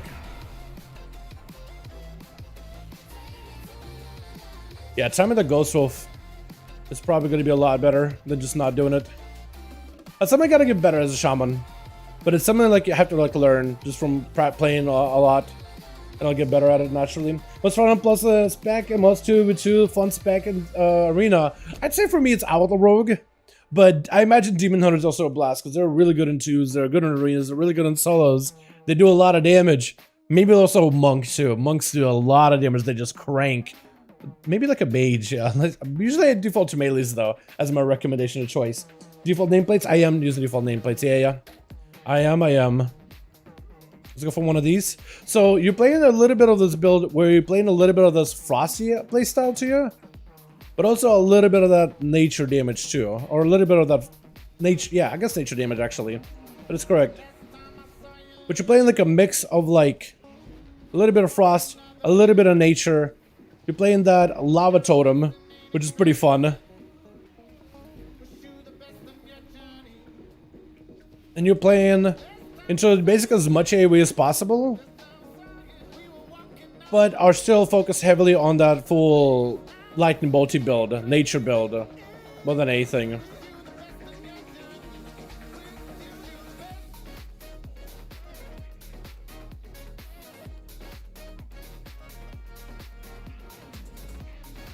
This build is definitely like, hey, if you can stand still, you get a lot of value out of it though. A lot of value if you can just stand still. Kinda wish I had my full go there for those mobs. Are we gonna pull this guy into the birds maybe? Because if he pulls that guy into the birds, I feel like you kind of have to now anyway. Now you have to. Because I can get a lot of value this way. Big AoE. Competing with a rogue. Sorta. This rogue is doing a lot of damage though. What if he's like going for some kind of trinkets here or whatever? What gear are you? 3-1? Oh, just outlaw. Just doing outlaw damage. It's not super geared or super giga geared or anything. Just outlaw geared. Just doing outlaw damage. Okay, well that'd be fun. What race would you say is the best for Outlaw Rogue for PvP and M+? Tarn is pretty good for just raw damage. I don't know if it'll be the best, but Tarn right now is really good on raw damage numbers. Just if you really just care about damn only, damn. Because that crit damage that you do as a Tarn, pretty good right now. Pretty good. Yeah, not sure if that'll be the best or anything, but it's pretty good right now. Ah, my god. I'm so bad at my combos. I'm trying to like keep track of everything. Because there's like frosty abilities lead into like the... what is it? Lava burst leads into elemental blast, and you get the frosty abilities, and there's a debuff mechanic you gotta maintain. It's a lot of things that I still like struggle to like really keep up. It's like, it doesn't really come to my brain naturally. In terms of like, okay, AoE fight, 2-target fight, 4-target fight, 5-target. 1 target, like it starts with a big like adjustment for me. Constantly having to like adjust my brain which one I should be using. Option for Warlock for all 3 specs. Warlocks are pretty good. Warlocks are pretty good right now.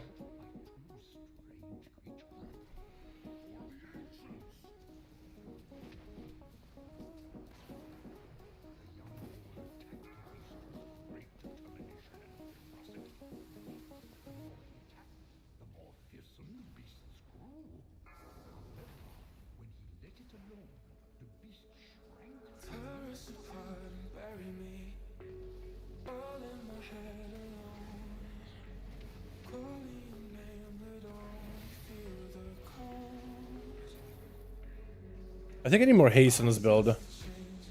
Maybe why it feels so weird. Or I feel I'm kind of behind always.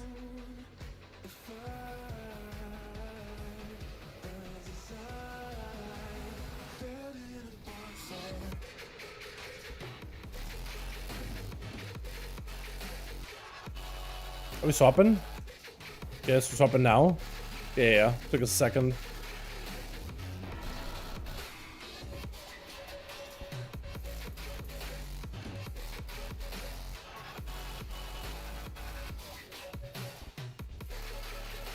They definitely nerfed this boss quite a bit. Because remember, even like on like 15, it was like a little bit terrifying back in the day.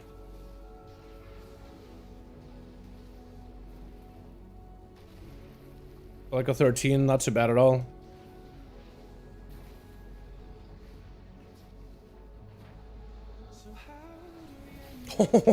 I do love the 200k Alien Blast though. I think it's my favorite ability right now is the Chaos Bolty Blast right now. It's so good. I'm just really bad at lining up like a really good one. Really ridiculously bad at that. Okay, we have a couple ads coming up very soon, so I'm gonna try to see if I can hit him with a Stormkeeper whenever I have that available. There we go. We got Shawling's Ink. We can hit him with the AOE. And then we'll hit him with more AoE. That should be enough damage, yeah?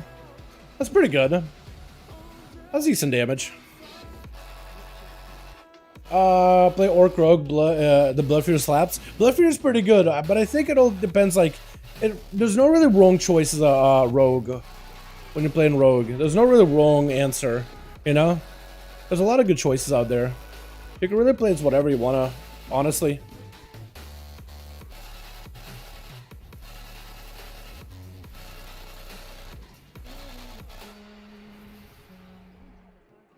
Yeah, Orc Rogue is fine. Blood Elf is okay too. Blood Elf I think is better for Mythic Pluses, but in PvP, Orc isn't bad at all. But like if you were to play Undead or something, you wouldn't really like be trolling yourself or anything, honestly. Back in the day, it was like, I don't know, like when Fears, for example, were really bad. Like that's where Undead was really good. But nowadays you can just kind of play whatever, honestly. You'll be fine. You'll be perfectly okay.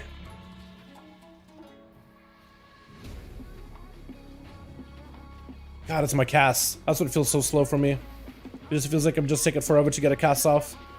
I definitely need more haste in this build. A lot more haste. Because 21, I don't think is cutting it. I may have to go like full gem, full enchants, full everything as a haste build. Potentially. Hopefully I'm okay here. Try to see if I can kick that guy whenever I can. That'll work.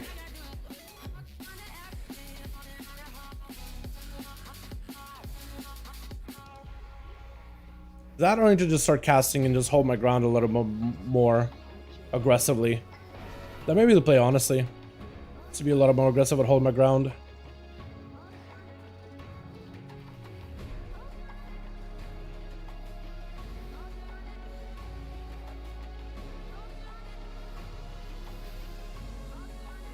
Here we go. That or just hit lightning more often. That could be the play too. That could be the play as well.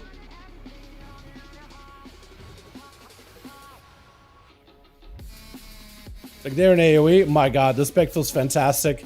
There's definitely like a breakpoint where at some point you're just hitting so many mobs, you just do a fantastic output.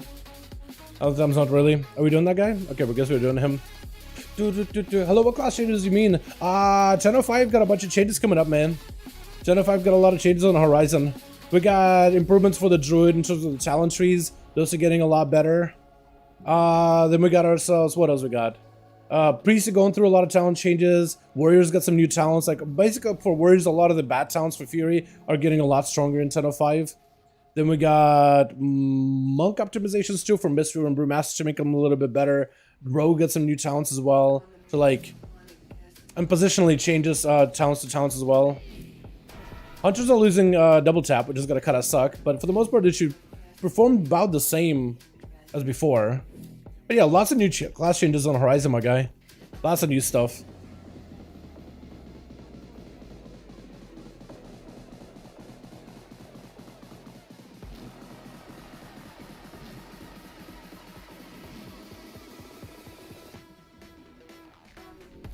Gonna take a bit of damn here. Much you can really do though. I definitely should have went knock though. I definitely should have adjusted my build to go for knock, but I can't really do much. Maybe I could give up ancestral or hex completely or something, but I can't really do much in terms of that. Okay, with this guy I'm just gonna probably lust when she goes into phase 3.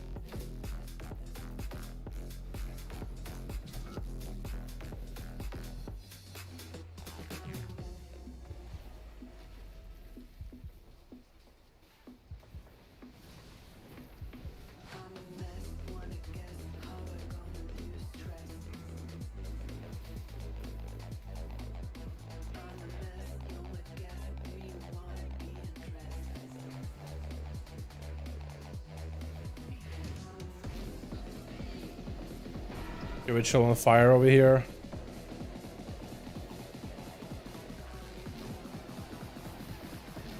They gotta debuff that eye, they gotta line up with a hunter or something.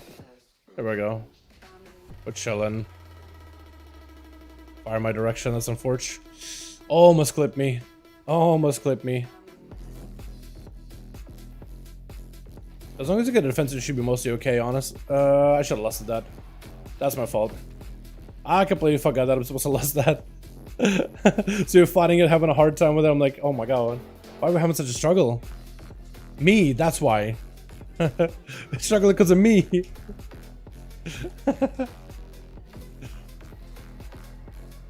Yeah, my damage on single target is pretty ass though, in comparison to these other guys. Definitely gotta get better at that. Like, this whole logic behind like the abilities and when I still use them, I just don't really know like the logic off the back of my hand. So I gotta practice it. But I like Shaman a lot. Like, just being good at Shaman has been difficult for me. Or doing well as a Shaman. I also gotta Frost Shock more regularly. Like, actually just gotta press the ability a lot more often. A lot more aggressively. The team you play with now that know you're a streamer? I have no idea. Oh, Matux does. No, Matux knows. But yeah, no, this is a random group.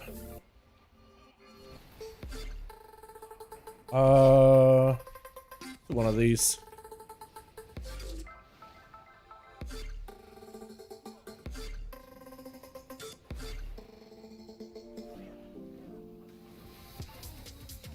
And I'll do...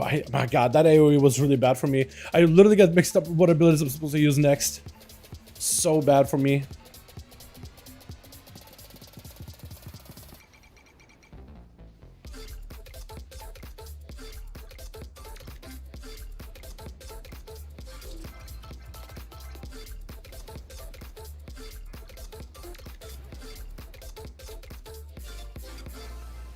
Yeah, I definitely got to Frost Shock a lot more often.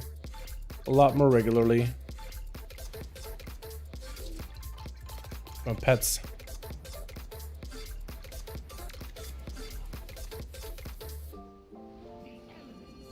Gotta move.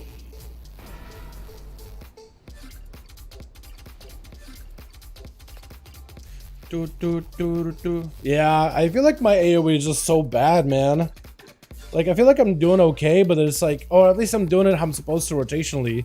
But the damage just isn't there. Feels bad, man.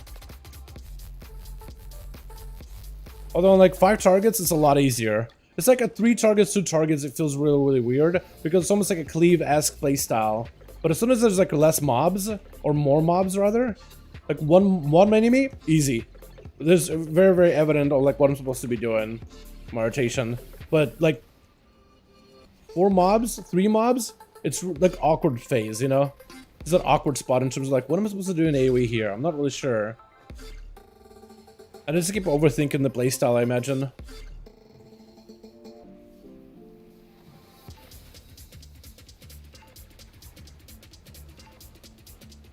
Well, that guy's just getting so many sanguines.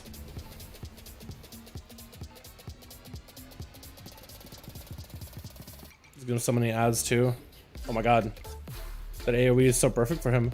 I'm just gonna hold on to my fire or lightning elemental. Storm melee. See if I can maybe use him for the boss. Maybe make the boss fight easier. Who knows? My favorite spec at the moment, it is the one I like the most, but it's the one I'm like the worst with though. Like, I have a lot of fun with it, and part of the fun is like learning how to play it properly. But I'm really, really bad with it, like notoriously bad with it. So I've been trying to like learn how to play it optimally. So far it's been a struggle, not gonna lie. Definitely it's been a bit of a struggle.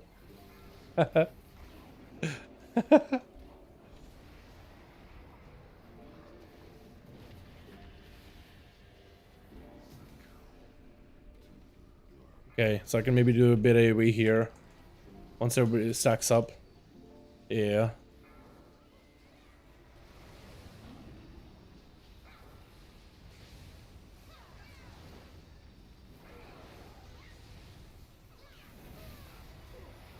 Maybe damage with healing. Alright, that'll work.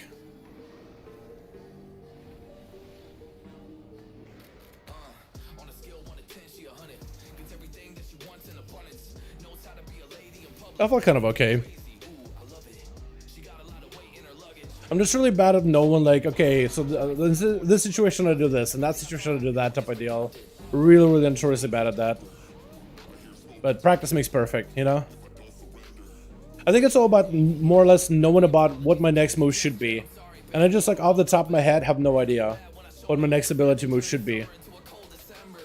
It's all about learning the journey. But I think having more haste probably would help me out a lot, though. Okay, so we can maybe do Ellie Blast here into Big Chain. Probably should do Elemental. Big Ellie. And we got Chain Lightning here in a bit. Maybe that'll help a little bit.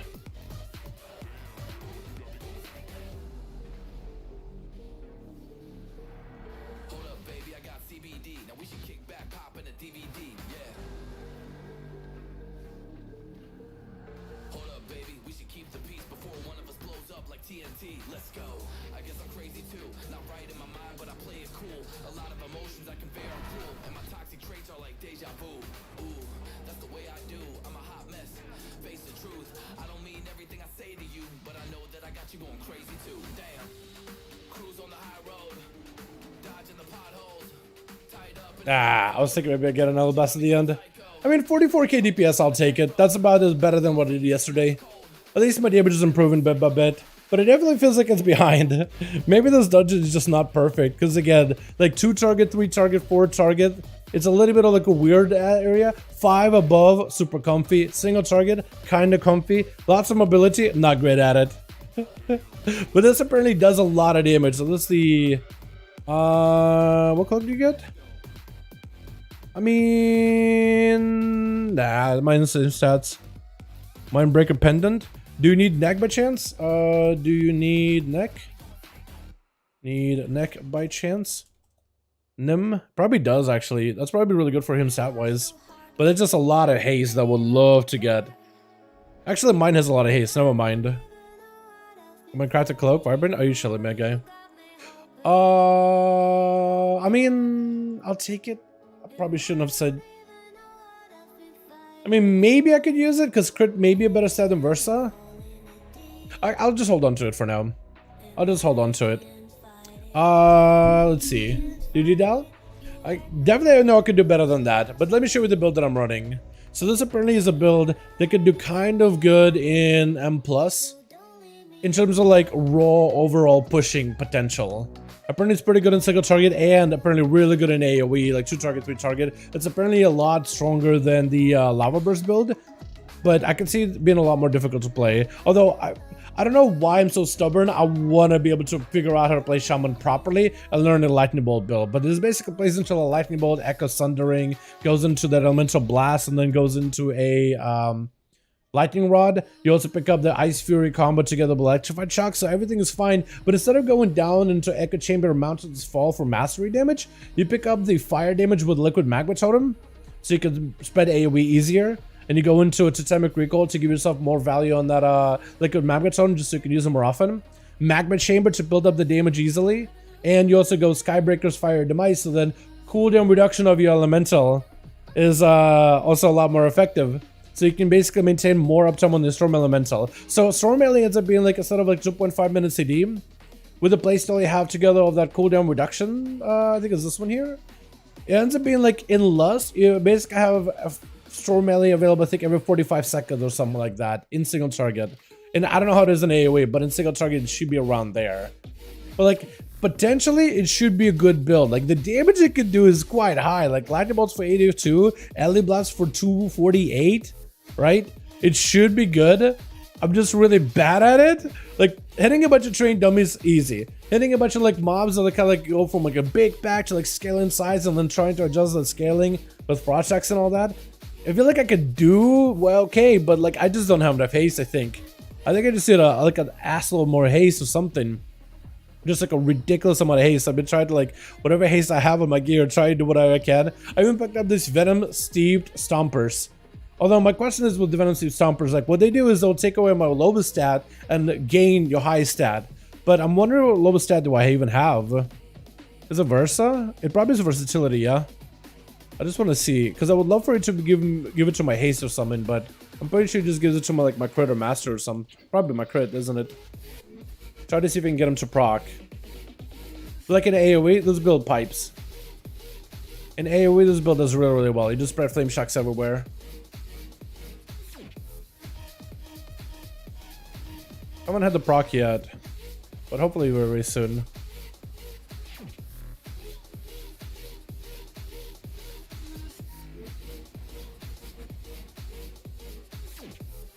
I did get a proc. Crit buffed. Okay, so I need to find a way to make my crit less and my haste the highest stat possible. So I need to eliminate as much crit as I can out of my gear.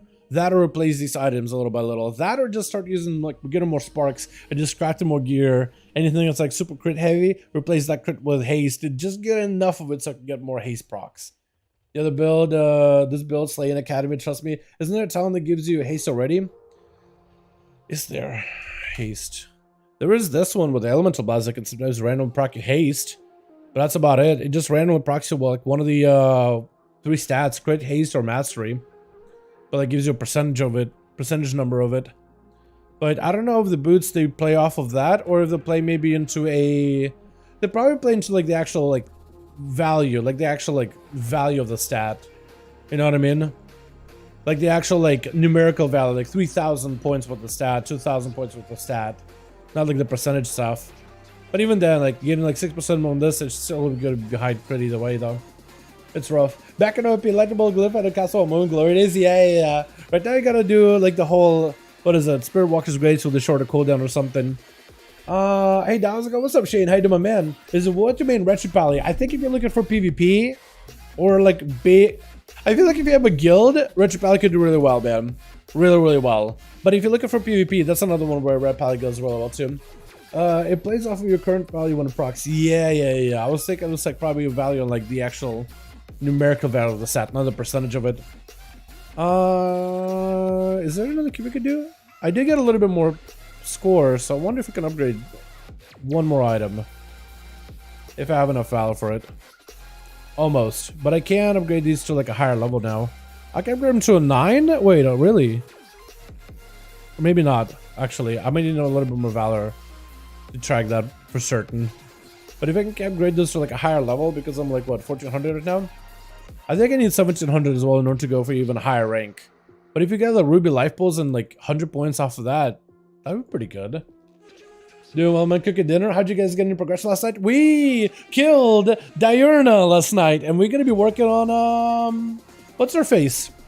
Wait, Dathia. We killed Dathia. Dathia. Scratch that, Dathia. Diurna is the next boss. But we killed Dathia last night. We were so close, dude. There's a couple of pulls where we were just so close, but people not getting to the platforms early enough definitely was not helping us much. So Grim Totem down, Dathia is down. Brood Keepers who will be working on, and apparently Brood Keepers is very, very, very doable. It's like a dance, but like once you learn the dance, I heard it's not super bad at all. So if you can start working on Durna and get the dance down, like we'll be fine. Apparently Razageth is when it really goes back up, like in terms of difficulty. But Dathia was not bad at all. It's really like a rogue, but like with extra steps, but not bad whatsoever. Let's do another one, man. Let's get another key done. Could do an Algeth'ar maybe. I don't have a great Tyrannical there, but I should do a Ruby though. Let's try to see if we can find a Ruby real quickly. Ruby plus 12. We'll try to see if we can get into a decent enough Ruby. Maybe. Not a lot of them have like a big group of people. There's 11. Let's try 12. Let's try getting sent up into all the 12s.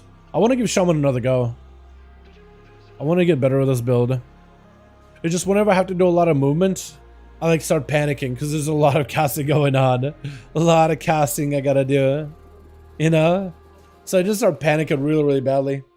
But I just gotta get more comfortable with it. It's just eliminating certain abilities out of my playstyle. Like, no, you just stop lava bursting at some point on so many targets. It's just super weird for me.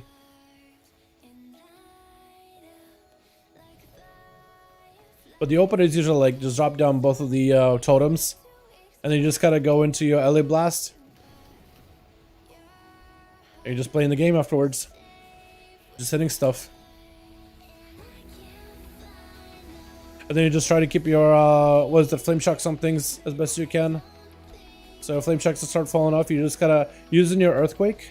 And then trying to put Flame Shocks off of like your Earthquakes and, what's its, LA Blasts. That's basically it. That's what you do.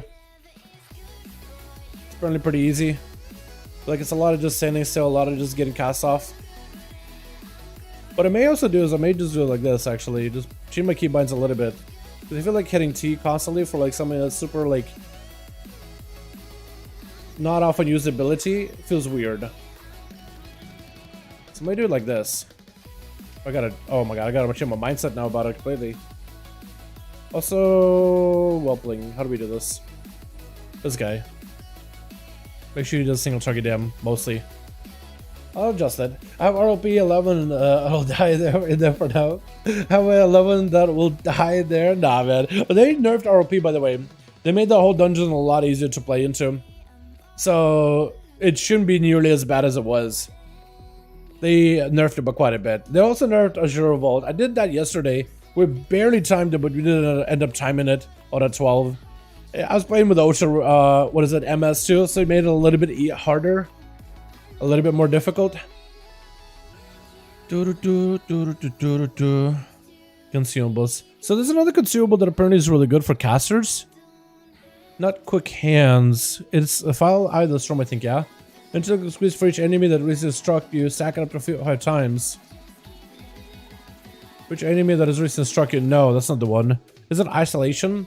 Intellect decrease while at least 10 yards from allies. You retain of this stat for 2.5 seconds when you're an ally. Do I do this one, chat?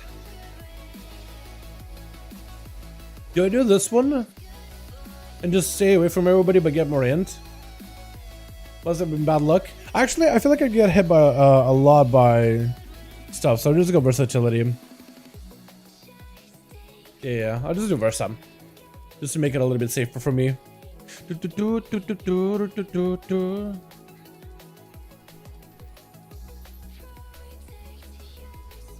Heading that way, boys. Did a 10? Yeah. And it was too much for our group? Really? A 10 RLP? Hold on a second. Was it like a super under-geared group, or was it like decently geared, but it's like just a really hard dungeon? Just because I don't think it should be that much harder. Because I know that that one is really easy when you have like a pre-made group. Like if you have a group of friends that you guys know the strat exactly, you in constant communication, like what you want to do that dungeon. Yeah, that's really, really easy. But we'll see though. We will see. Maybe it'll be hard, maybe it'll be easy. I think it all depends how many things you pull. Because if you pull a lot, then it's gonna be rough. Also, I guess the question of, do we have anybody snapping on explosives? Because last run we had a rogue. I think it was a rogue who was on explosives, right? We definitely had somebody covering explosives often. Neither the rogue or the healer. And I think it was damage done to explosive. Most of the healer. Look at this guy. So we'll see if this healer knows how to do it. Like if he can just claw the explosives. Because that should be pretty easy. But the rogue didn't really have to do nothing, actually. Hunter helping out a little bit here and there. I can't do it, dude. My class is not great for it at all. Not at all. Yeah, too many things to dodge and kill our people. Yeah, it's a lot. There's definitely quite a bit to dodge if you're like a caster. If you got a caster group, it can be definitely rough. Only way you can do it, or really just the first boss, for me, most groups don't particularly right them. First boss is just gotta be all single target. Like there's whelplings and there's a lot of classes that end up like cleaving them down and focusing more on AoE rather than single target. But with that one, you have to go for single target on that boss. If you can do bonus AoE, like damage to like that radiates outwards, that fuels single target, you gotta go for whatever lets you funnel them. You can't sacrifice single target by doing AoE. If you can do both, you can do both, but like you don't want to sacrifice one for the other. I guess is the best way to like put it. Because you don't really want to sacrifice one for the other.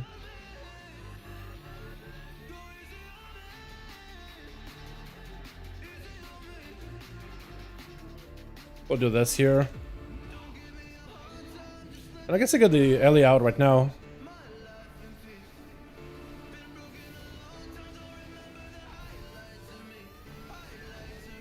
I guess there's no point of not doing it. Oh,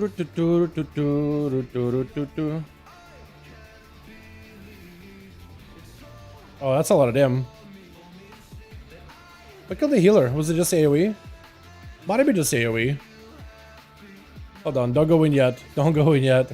Okay, I guess we're going in then. Alright. I'll swap my AoE out here for a bit.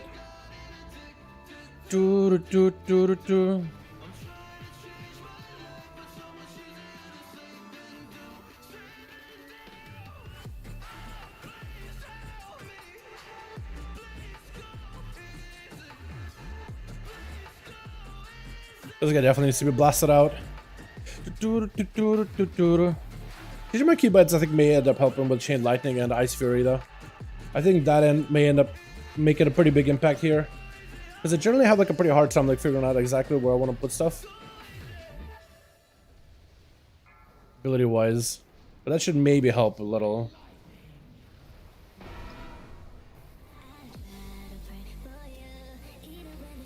Yeah. But it's gonna cleanse on me. Good knock. I still should have won knock. I knew I forgot something. You have a big go here, potentially. Keep doing small goes, but I think it's just safer. Just generally safer.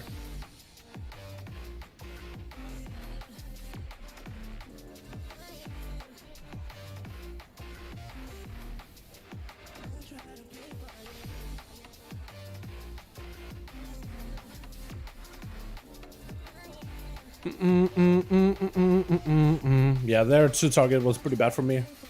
Pretty terrible, honestly. I think we're pulling very, very tiny. Maybe that's why it feels so weird for me. Because it definitely has that like uncomfortable feeling of like, oh, we're pulling like very, very little. That's a little bit better.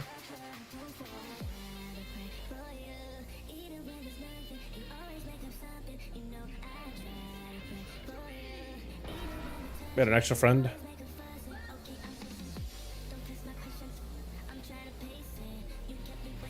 I made even more friends. That's my fault. Healer?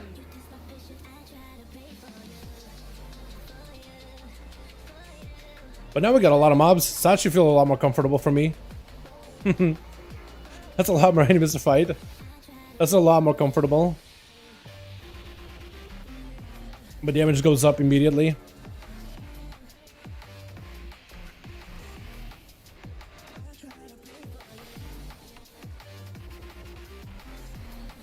Oh man, I'm just making more friends, huh? I didn't even do anything. I guess I just gotta either walk maybe the path. Hold on, let me kick him real quickly. Yeah, I'm sorry about that, Matux. I'm really not trying to do it on purpose. I'm not doing this on purpose. I'm not trying to pull the entire dungeon. I really am not. I feel bad. I feel so bad for that. I guess I keep backing up and maybe I just walk into them. That must be what's going on, right?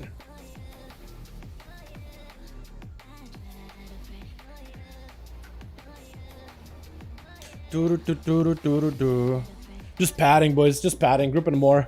What are your favorite class? What's up, Zarlis? Favorite class of PvE and PvP at the moment? Rogue still.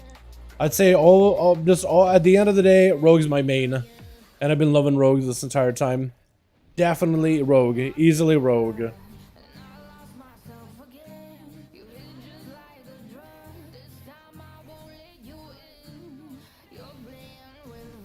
My main still continues to be Rogue.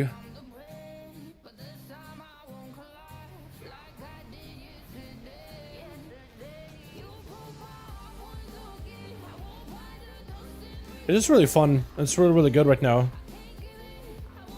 But it's been good for a bit too.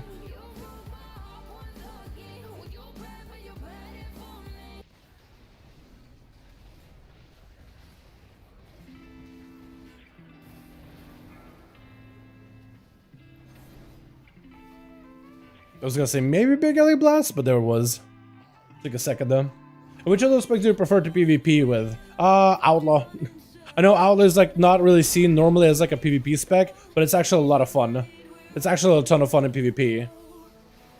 I like it a lot.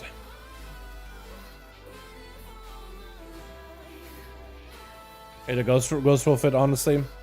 Age of Ghost will fit more often than anything. Get the boss low enough, yeah?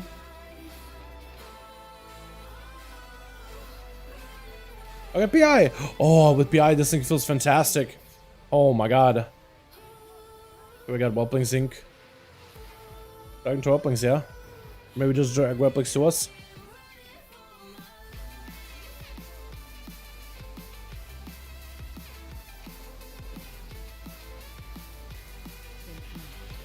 Huge.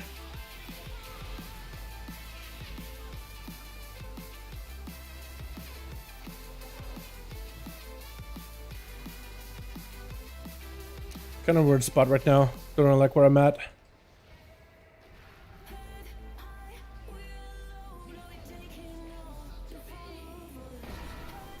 You can push in a little bit, but we'll be okay.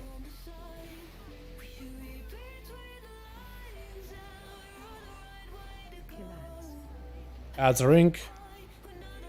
It's gonna be kind of big for us in a bit.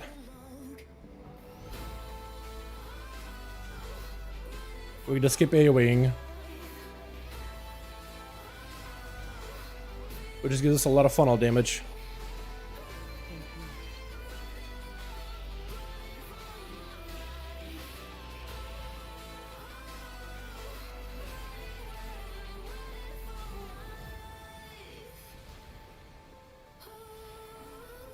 Oh god. Gonna use that for mobility. And use the feathers to give myself a bit of movement. Thank you, Priest. Appreciate you. What a nice priest. What a nice guy. Get my totem back a little bit quicker here.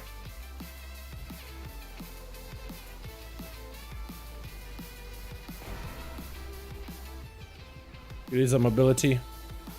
Get us in a better spot. Ow. We're fine though. How did that do? We did okay. It's a lot of AoE damage. I don't think it's a lot of boss damage though. Actually, maybe it was a lot of boss damage. Actually, it might have been top boss damage. Yeah, actually it was. All right. Well, that's one of the playstyles you had there. So I'm basically just using the Whelplings to generate resources, but I continue Alien Blast and Earth Shock in the boss as it's just like my primary focus. It's kind of using the Whelplings to like generate more resources, but still prioritizing. You know, change the name to Dal the Troll? You think so? Maybe, dude. What's up, Charles? How you doing, man? BM Hunter is perfect for explosives? It's pretty good, yeah. BM Hunter is good. Frost DK is pretty good. Shaman, like Enhanced, can kind of be okay, maybe. Monk, I know, can kind of be okay, too, with the jabs. Demon Hunter is good. I did say Outlaw Rogue. Outlaw Rogue is fantastic for it. I don't remember if, let's say, like, is Warrior good for that stuff? I don't remember. Warrior may also be kind of okay for it.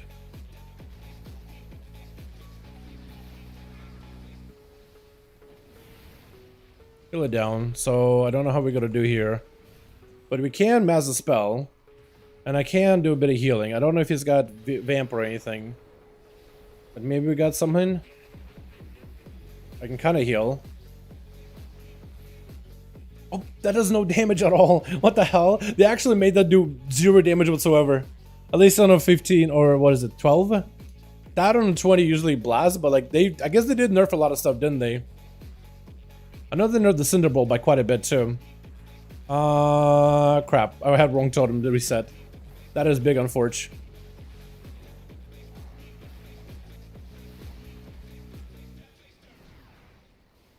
Okay, well, at least we got the totem back.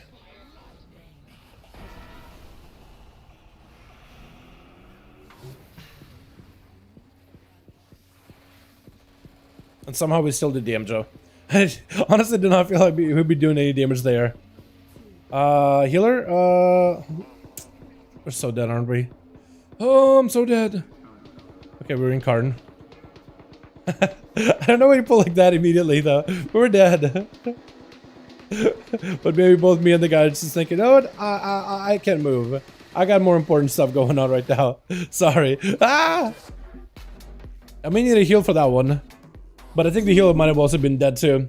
Evoker good too. Evoker's really, really good as well. Evoker healer in particular is good. As for DPS Evoker, they're not bad. It's just they're not like... They definitely did not start off with the same popularity that a healer Evoker did. Healer Evoker had a really strong start at the beginning of the expansion. DPS Evoker isn't bad. It definitely has some moments where it does really, really well. But it also doesn't have like the whole like... Definitely does not have the same glory as some of the other classes out there for like Mythic Pluses. Definitely does not. Yo, just walk in. There we go. Go. Yeah, I also meant to just be careful. Like if we're all dead, like if we're just resetting, just like maybe good idea to just give us all a second, you know? Second to catch up and stuff.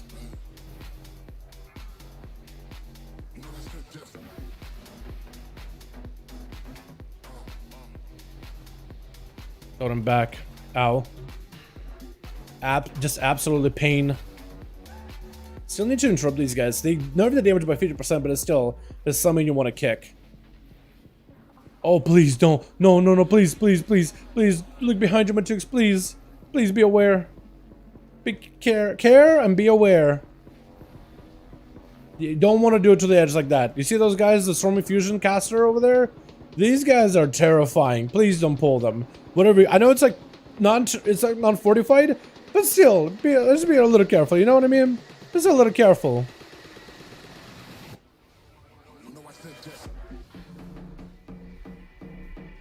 Also, we don't necessarily need to like stop to DPS those guys. You can just kind of take them and keep taking them onto the next pack. They just fodder. They don't actually do anything important. Devil Evoker is my favorite range spec. It is really, really fun. It is really fun. I gotta play some Evokers sometime soon. Maybe we'll do it after this guy too, yeah? I missed my kick. I entirely missed my kick. That is my fault. Hold on, we got fodder. We got fodder. Plenty of fodder.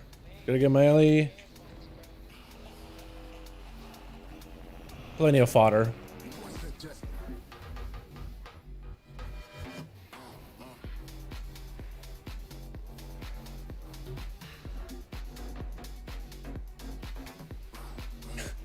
That's all you do, those guys. They're just extra things to pull into. Actually, they are a DPS gain in a way. Because that is resources. Which lets me funnel damage into the boss. Or a mini boss in this case.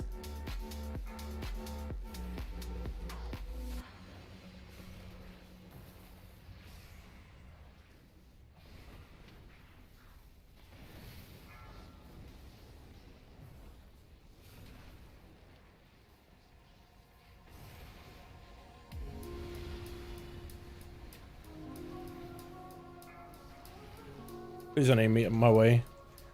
Thank you. Okay, now you can aim my way.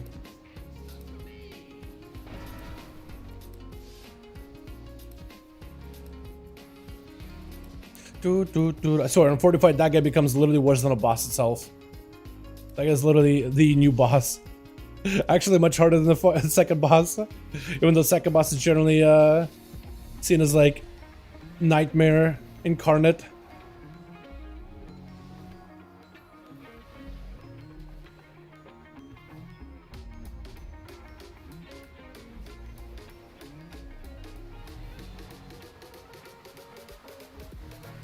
We're gonna pull, aren't we? I feel like we may... Okay, I'll kill explosive, but it's about all I can do. Alright, well, that's unfortunate. I think the Evoker thought that you would end up pulling by accident, so you just kind of started attacking immediately.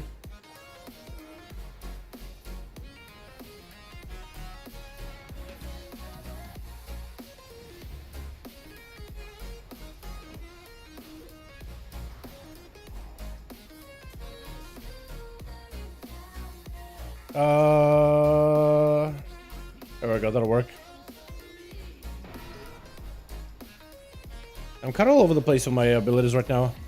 Definitely not playing it properly. Just gotta purge that guy. There we go. Somehow I did okay damage there though. Yeah, Rip. What's up, God? How you, man? Hope you have a good one. Yogg, Algeth'ar have already been killed. Hard modes? Really, bro? Oh my god. They didn't even give you guys a chance, huh? They didn't even give any of you a chance to get these bosses killed. What's going on? Why are you guys behind them? It is type of content that's like people have killed it so much now, especially on like private realms. People have been able to blast them and eliminate them out of the game entirely. It's not like really a threat anymore. Question my cheeks. Which way are we walking though? Which way are we walking, my guy? Hopefully this way? Yeah. Okay, if we bait this, look, we can bait this boulder into the fire. He's gonna target one of us and bait the boulder into the fire. That may be a bit of a weird spot to bait it to, but it's okay.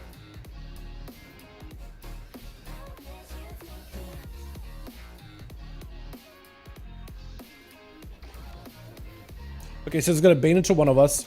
He's got a pre-position. Here we go. Good. Just gotta pre-position. That's what we gotta do. And then there's gonna be add stuff. We can do one of these, yeah.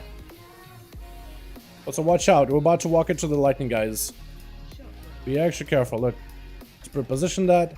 We can control where that goes. Now it's gonna pick one of us. Usually you can. I think it usually targets one of the person that's furthest out. Definitely targeted the evoker there. And there's gonna be a boulder. Just be careful. Boulder into one of us. That's a bad spot. What care? Oh yeah, there's also a whole interrupt mechanic with this guy.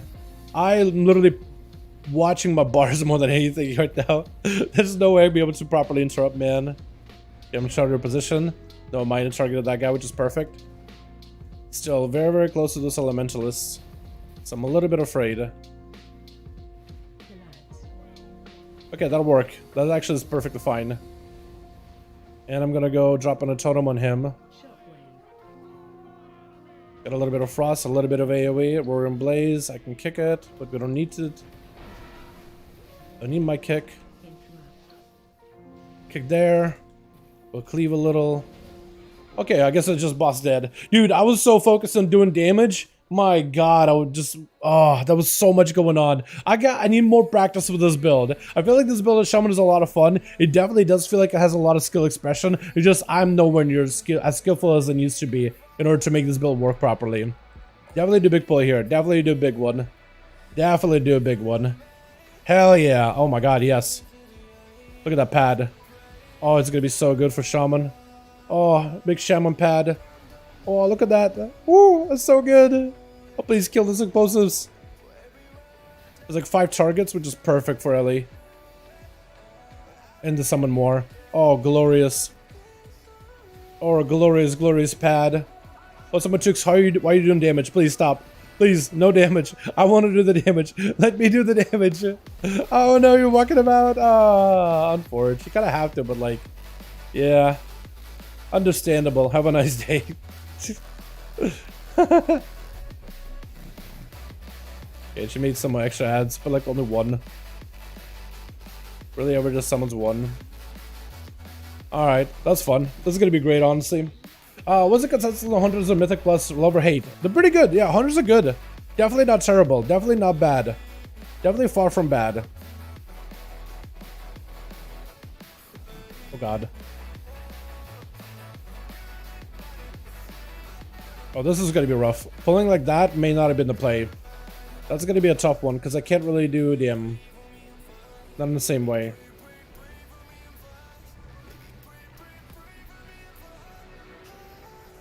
I gotta focus down on the guy that does the flash fire though. Definitely gotta focus them whenever I can. I can kick them, but like one. Kick one of them.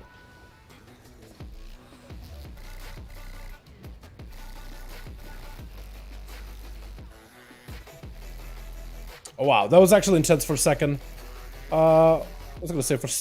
What was that there? That was intense for a moment, man. I actually was kind of clenched. I had to clench my butt cheeks that one. That one felt like, oh, that's gonna be a wipe. That's gonna be immediate wipe unless I actually try. But Shaman could do so much damage, like if you just focus down. This is the problem, is it takes so much of my focus to play this thing. It's just so hard for me to even do mechanics, man. It feels like I can either do damage or mechanics, but never both. You know? Oh god. Shock. Definitely want to see if we can interrupt that. Let's get big AoE. And we can do even more AoE. Ton of AoE. As long as we can get somebody to like do the explosives, we'll be fine. Because I can do the other stuff. I can off heal a little bit.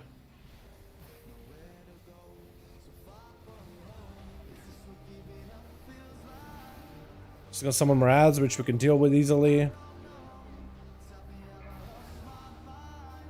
Definitely don't want to put Sanguine under her though. With a high channeler. Because that's gonna be dead. It's gonna be us dead. Like that. Okay, we just have to survive. Just have to survive for a little bit. That's all we gotta do. Just wait. Just AFK for a bit. We'll be fine.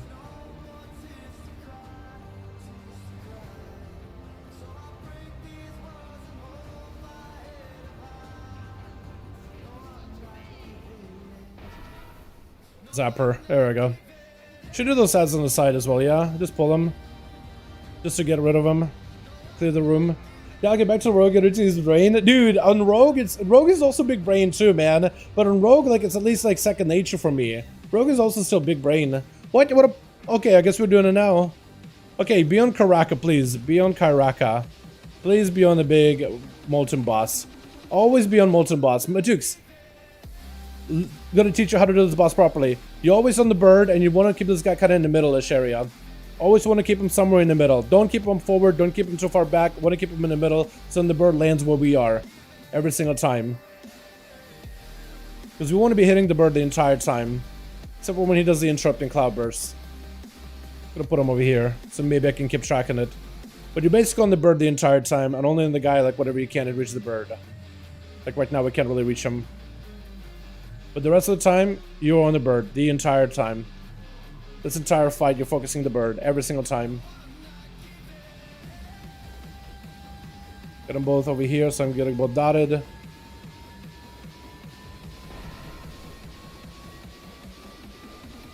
Please walk over to me. Oh, don't run that into us. Oh, what are you doing, Evoker? Friend. Yeah, I don't know why he did that. He killed that guy completely. He did not have to walk that fire into all of us. He just kind of held it. Or at least done maybe the thundering thing earlier. Because eventually they stack up, but that's when you want to kill Karaka still. Oh god. Locked out on fire. That's super fun. At least we have Instacast for a bit here. So we can move while casting. And hopefully the guy's dispelling you, man. Hopefully that guy's actually dispelling you, because if he isn't, he's kind of trolling. Oh. That lockout's so brutal, man. Those boss lockouts are brutal. Keep forgetting that guy does that.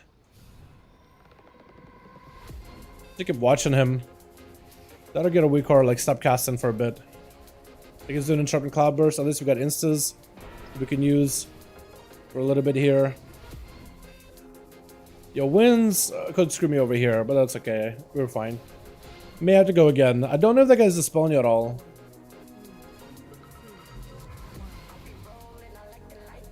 Yeah, Magix, you still have to do the thundering thing. Tanks usually told like, oh, don't worry about thundering. AD plus Rontia, please help a brother out. Like if you see a guy next to you, just run into me there. I don't know if you could have like two-manned that at the end, but it definitely helps a ton. Focus on one boss till dead. Bird always. Every time bird. Always bird. Always dragon. You always do the flying one. Every single time.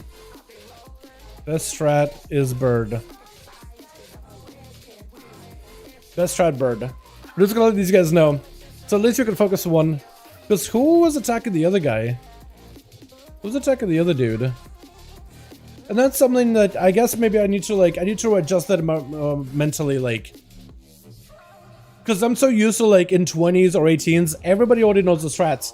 There's always like an obvious strat, and it's just so obvious, like it's weirder when you see somebody attack a wrong mob, you know what I mean? But it looks like Urquhart, this guy was attacking him. I was attacking the bird, and then the warrior I think just maybe died a little early. So we go for troll? No, you go bird every single time. You just hit troll whenever you have nothing else to hit, but then you go bird every single time. That's basically how you're supposed to do it. Like right now you hit troll because there's nothing else to really hit. Because you can't really hit the bird. It's super far away. Like maybe like a hunter could keep hearing the troll or a bird from that distance. Well, for the but now you like birds nearby, you kind of hit the bird every single time.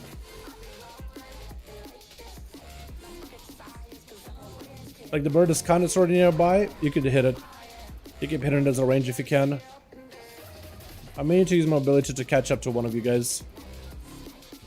Yeah. That's pain. But what can you do? This is gonna make me interrupted, isn't he? Definitely do the bird here. Now that they're both stacked up. Oh god, please! Please! Please! Oh! Why do we taunt? Oh no. Yeah, this is why you taunt the bird. Because the bird is flying around. It doesn't have aggro in the tank at all. It's like its own entity. So when that lands, the guy hops on a bird. You're not fighting the guy anymore. You're fighting the bird. They're two separate mobs. At least we're on the same mob the entire time. But we don't have any B-reses. That's unfortunate. I have a question. I just leveled my alt. I got 59. Got a message from Chromie to teleport me out into Shadowlands at the Dragonflight, but now I'm in Stormwind and nothing. Anyone suggest for me? So in Stormwind, there should be a quest to begin the Dragonflight storyline. I would log off, log on, see if that maybe pops up. Otherwise, you should be able to go to like the keep. If you're in Stormwind, you would go to like the keep where the king is, King Andy, or I guess not Andy anymore, but. Well, not for the time being. But you would go back to the keep and you'll be able to start it right here with Terralian and Rathian. And it should start your quest line to get into Dragon Isles. I would log off, log on, see if it pops up for your character, and it will just kind of lead you with a breadcrumb quest line. But otherwise, yeah. 70% of bugs fail the boss. It's just like a simple thing. Like, as a tank, you should know that, hey, I'm fighting this guy, but I'm not fighting the bird. So, like, the bird is always gonna, like, you don't have aggro on the bird. It should be noticeable, but, like, maybe just doesn't click with people.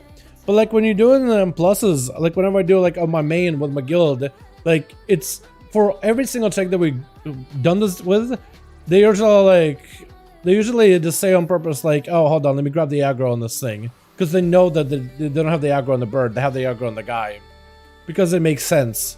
But I guess like if you just don't do a lot of dungeons or whatever. Is that a better Ruby? Yo, anyone want Ruby? Anyone want to train your dragon? Yeah, I don't know. I guess it just doesn't like, it doesn't translate to like casual dungeons or like low end dungeons. It is something that should just be stated like, make sure you pick up the bird, because then otherwise it leads to like situations where it's just like, oh no, tank doesn't know. But maybe it's just he doesn't know, and it doesn't play the game enough to it's like it makes sense, right? It's like, I can use it for heals, sure. I don't know how good it is for the healer, but yeah, go for it. You could have. Gazelle, how did we do? We did okay. Did better than last dungeon, so at least we're improving bit by bit. I want to do one more, man. I like Shaman a lot. This is actually a lot of fun. It's an intricate. Is it though? Agi int. So it's okay for either, but you gotta train it.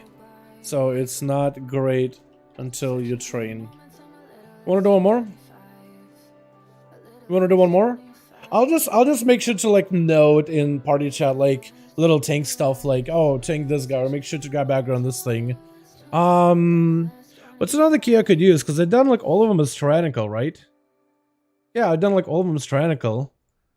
Like we could just maybe do like a quick easy core just for the sake of it, but like score wise, I don't think I can really do much in terms of getting a better score. So we'll see what other key we have. Maybe do like a 13. See if we get a 13, 14 maybe. I don't know much Ruby because it's bad for pugs. Ruby is not that bad. It all depends on how you do Ruby. And pugs don't do Ruby, but the only way to learn how to do a dungeon is to do it, right? So, yeah. That one, like, a tank, I feel like has the easiest time figuring out how to do that with his pugs. Just because you basically set the pace. As a DPS, you just kind of follow in the tank, and if they're pulling too many, you just gotta scale up your damage, but if they kill you can't keep up with the damage, then there's only so much you can do. But like as a tank, you can set the pacing. Pull small, pull the side. You're mostly doing skips. You're not really trying to pull a lot. You actually can skip a lot in this dungeon. Like you don't need to pull the double the dragon. You could just skip the big fiery one and then fight the storm one. It's all about positionals. So you basically gotta like take those adds, put them into like that little cubby, and you try to avoid the dragon completely. You don't want to fight him for any reason. And then once the dragon lands, you wait for him to fly back up. Once he starts flying, you run past and you pull him back in those cubbies, like where the eggs are. You just get the mobs, interrupt the guy that's casting, get the aggro, and walk him back into it. As a tank, you have full control of it. Oh, full control of it. These mobs are not super finicky or anything. Could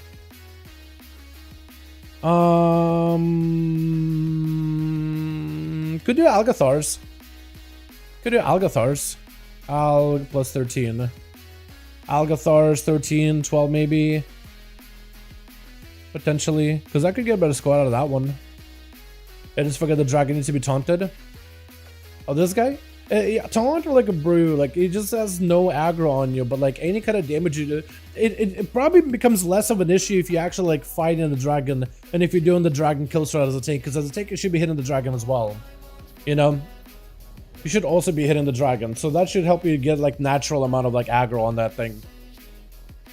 But if you're not touching that thing at all, then yeah, it's probably would be one situation where you gotta get like a proper taunt on it or whatever. But it's just a different entity. Should do halls? I should get a halls done, shouldn't I? But I will do Algeth'ars. You build with Shaman AA? Yeah, I'm gonna do Algeth'ar. I do want to try it out. Because I keep trying to figure out how to play the Shaman thing, man. I'm struggling though. I am definitely struggling with this build. I feel like there's moments where I do well, but it's one of those things where it's just you gotta learn. Just gotta play and gotta learn. But I don't want to play my alts like properly. I don't want to play like an alt like I don't know, like too much easy mode or whatever. Like I don't even know if I can make this build easy mode, honestly. I could go lava burst build. That would be the easiest that I could do. But I kind of like this build and the complexity behind it. I think it's really unique. Maybe I could do Earth Shock instead of like the whole AoE Blast, but AoE Blast seems to slam right now. So I don't know. But like I like the whole like drop down a totem and then you reset totem and then you drop another one with liquid magma. That feels fantastic. I like that combo. It's so good in AoE. And just being able to spread flame shocks, it makes a little more sense in my head. Thanks, I'll talk tomorrow. Go for it. Do you think Assassination will perform closer to Outlaw and M Plus in 10.05? I don't think you'll ever really be able to reach the same damage output as Outlaw. Because Outlaw is just insane right now at 8 targets and below. Like, it's actually just like the hardest hitting class of that target cap. That being said, it's going to be a lot better. Because the spec is really good on like tyrannical fights.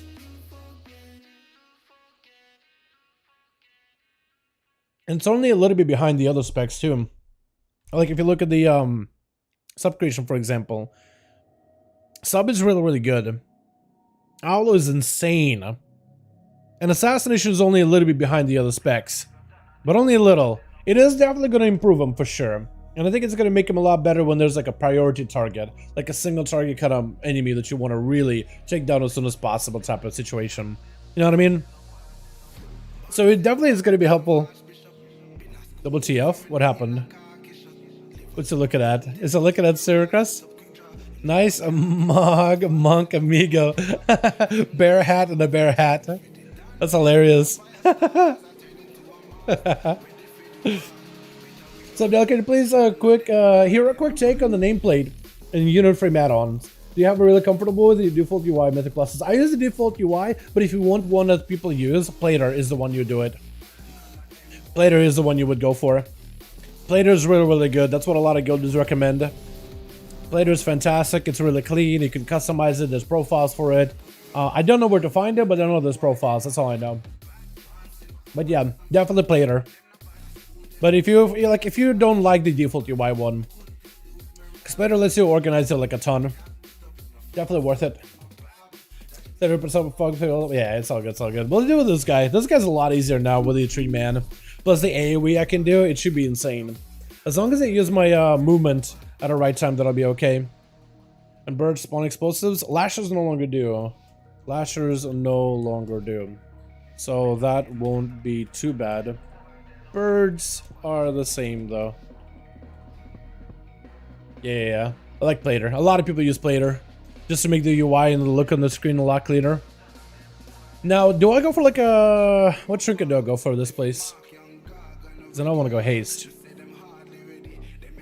What trinket do I want? Or what gear do I want?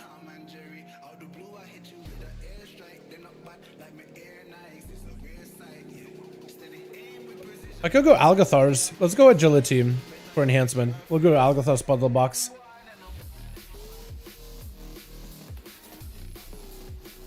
Oh, big pull. Okay. We can do that. We do extra big.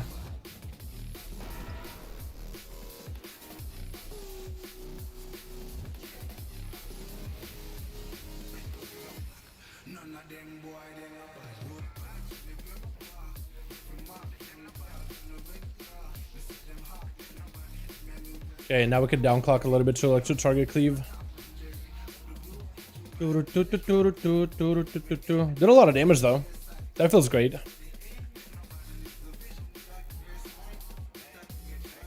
Now if we could only do another big pull. But these guys, I mean, I guess it's gonna be kind of sizable.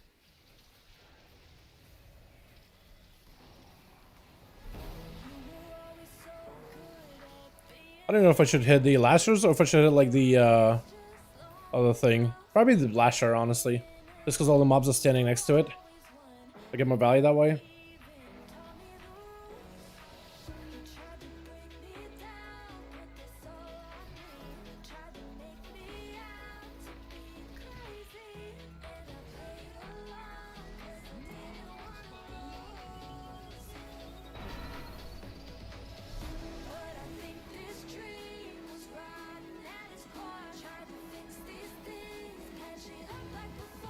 Yeah, that AoE for the monk was insane. I definitely want to do what he's doing.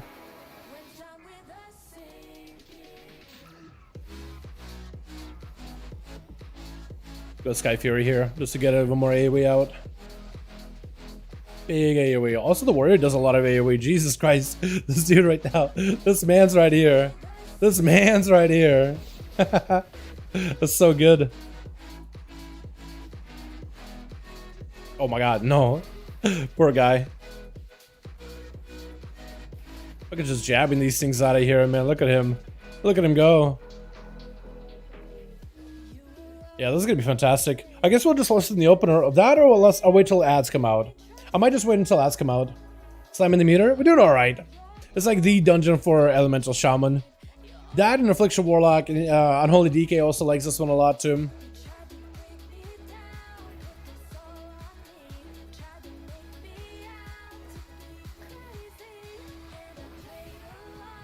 I'm just gonna hold on to my lust until we get all the ads coming out.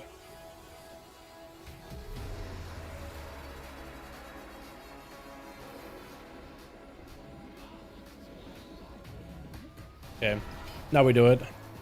We set up pets, all that stuff. Big AoE, huge AoE, huge AoE.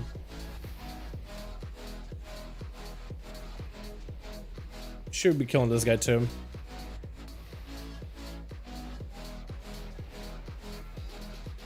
Nice, that's a lot of damn. Gonna reposition on you real quickly.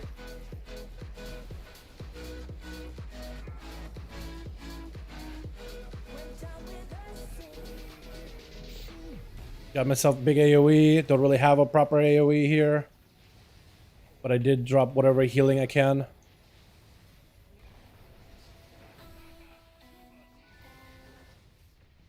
Okay, nice. Definitely losing to the monk on damage though. It's just unfortunate. But what can you do, right? You should be able to do this here. Big AoE. Get my AoE out here too.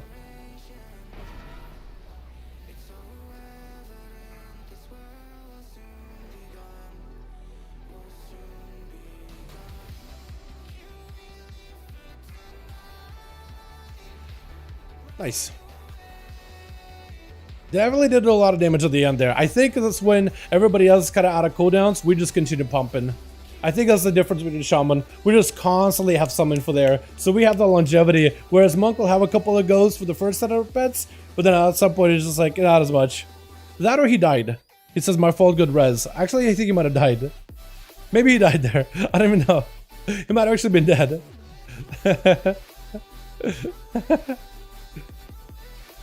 We'll be alright. We'll be fine.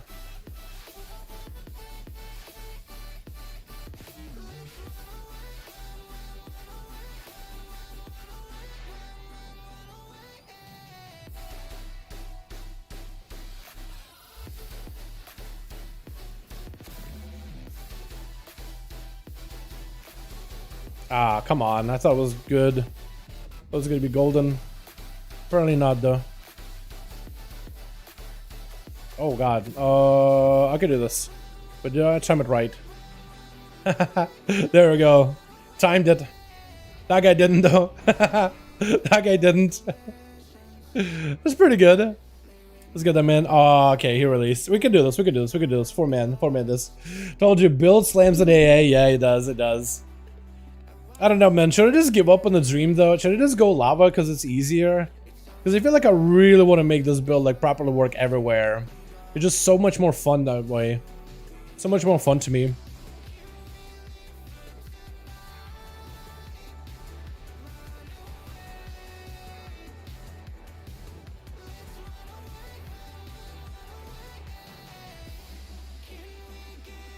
But I don't know, man. Maybe I should just do the easier build. It's just not really... It doesn't feel like it's in my blood to do the easiest method, you know? The road more traveled. Guess I'm just a hipster like that. What? Okay, so reset my totems, but apparently it wasn't the lava totem. It was some other totem then. I swear, I gotta remove like every other totem off of my bars or something. Just to make sure it's always lava totem that's the one that gets reset for me.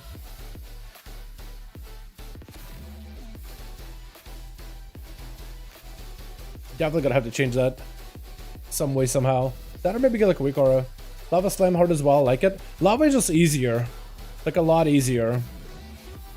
Like it's a lot less punishing. I guess is the best way to put it. It's a ton less punishing.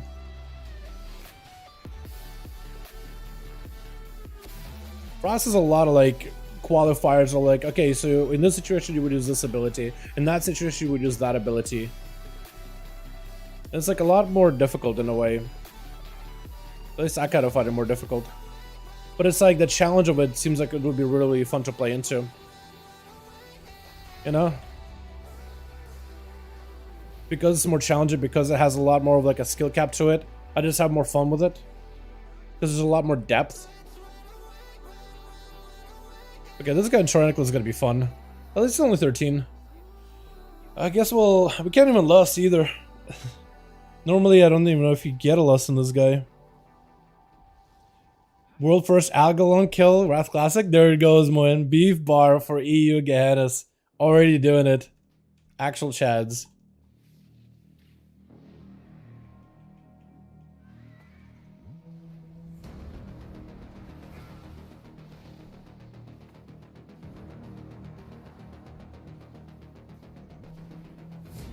Gonna do it fast enough? Ah, did it. Oh, I thought I wasn't gonna make it, honestly. Thought it was gonna be slow.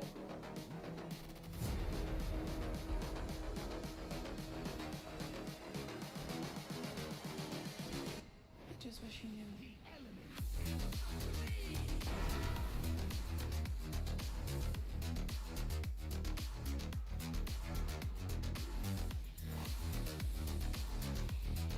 Watch out for that Savage Spec, by the way. That thing trucks.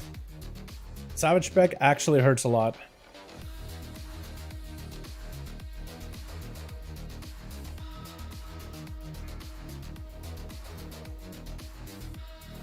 Also, you could delay it, maybe? Ah, no, we're doing it. We're just sending it. We'll send. Some groups like to delay that drop, because then they have to deal with fire. And if you delay it, you could just kind of see if it goes to like 4 stacks. I guess we were in 3 stacks though, weren't we? So maybe there was not much we could really delay, realistically. But now you gotta move constantly. As a caster, super fun. Maybe it could be like out here. Maybe I'll get lucky. I'll get less fire drops on to my feet.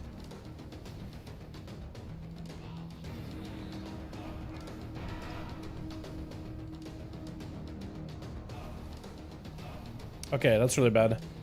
There we go.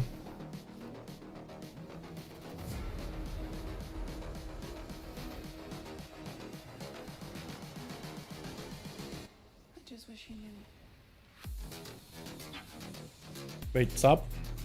Huge. Now I want to drop it in because we got 3 stacks. Next is going to be really deadly.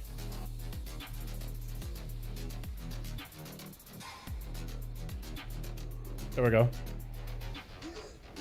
Hope I can pick up at least one of these buffs. Oh god. Earth Ellie, give myself a little bit more value.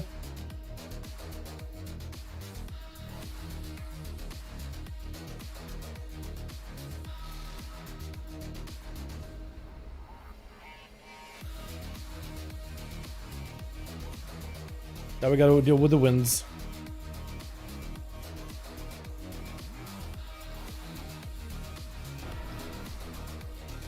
And thundering.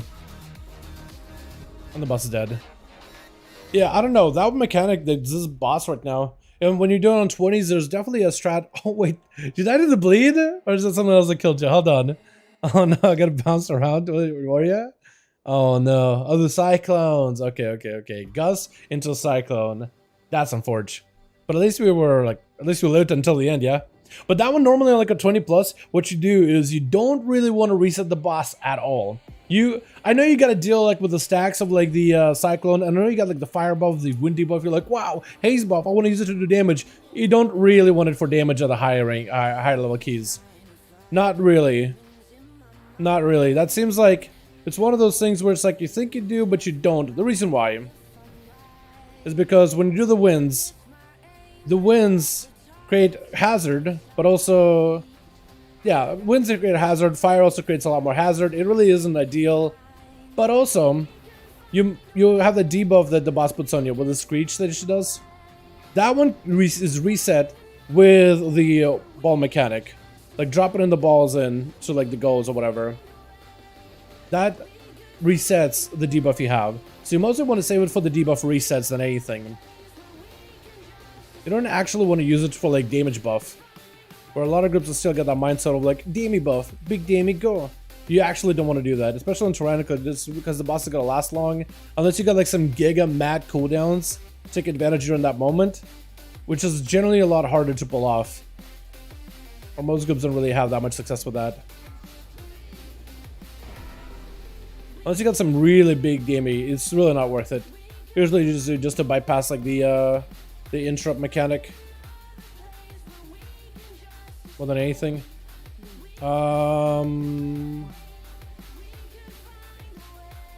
We did reset it, but I'm probably dead, aren't I? Yeah. That's a big unfortunate. I don't know, that guy I guess was not gonna... Okay, I'm gonna need heal. Please? Okay, no. Heal was dead. I thought for some reason the heal was alive. But I guess he also died as well. Yeah, Rift Breath. Mystic. Yeah, that's unfortunate, man. That's unfortunate. Now I have to go... Well, actually, do we have to go all the way? I could just use Invispot maybe. To make it to the bridge, or at least close enough. We'll try it. I can definitely make it like over... Oh, I don't know if I actually make it. Yeah, maybe in a bit of a limbo. Yeah, definitely in a bit of a limbo. Unless you guys can like... Okay, well maybe I'll run in and pull these little guys into that group. Maybe that'll work. Maybe that could work. Okay, but they have to already be pulling it. Yeah, I'm gonna have to wait a little bit. We'll get to you, Dal. We can, yeah. It just what I can do is just wait for these guys to go by, and then I can just pull these guys into you. Yeah, that'll work. That'll work. We definitely want to have a defensive for that, by the way. Or like an interrupt. Let's get a double totem. Just because there's going to be a lot of stuff going on. Oh god.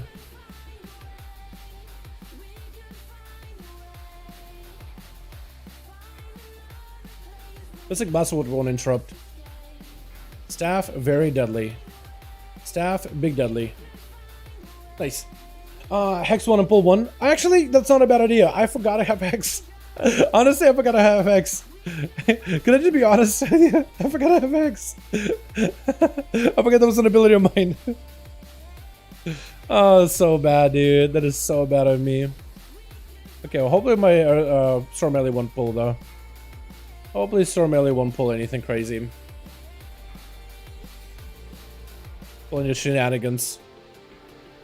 Also, don't have a proper kick here, or proper stun or anything on this guy. Not in this build. Although whoever's doing the explosives is fantastic.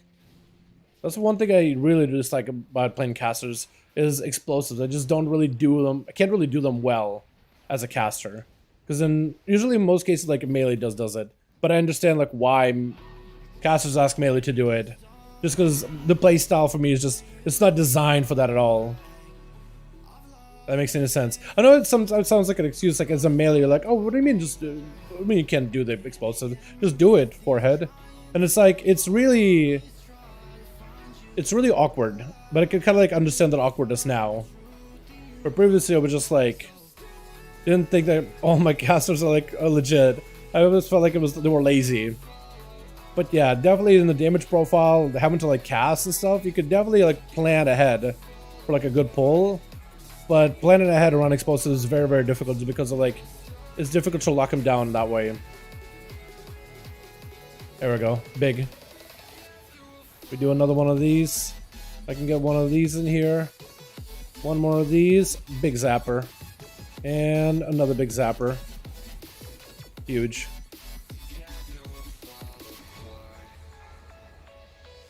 Mystic Blast, we can interrupt that. That's like the only scary one in the group, really. They're doing the rain, which is kind of sucky, but what can you do about it? My god, the damage this thing can do. I love Shaman, man. This class is really cool. This is awesome. It took Hex about the Cap Totem. Honestly, I probably should swap it out because I needed to pick up Nature's Guardian, but like, maybe I could reorganize it. You know, I probably could reorganize it. Maybe like I could ignore some Leech and Avoidance. You know, maybe I could ignore those. But you're not wrong for calling me out on that. You're not wrong. Keep in mind too that I kind of just mostly picked up a build that I saw online, but I haven't really got to adjust it. That being said, it's no excuse that I should have just a build like a good boy. That's what most people are supposed to do. That's the right thing to do. Okay, I can walk this real quickly. Maybe get this up. Get a couple lightning bolts in. You can go for big Alley Blast. Mad Alley Blast, hopefully. Decent damage, but like definitely did not get the crit that I wanted. Let's see. What? I thought I had my mobility still for a bit. Apparently I don't.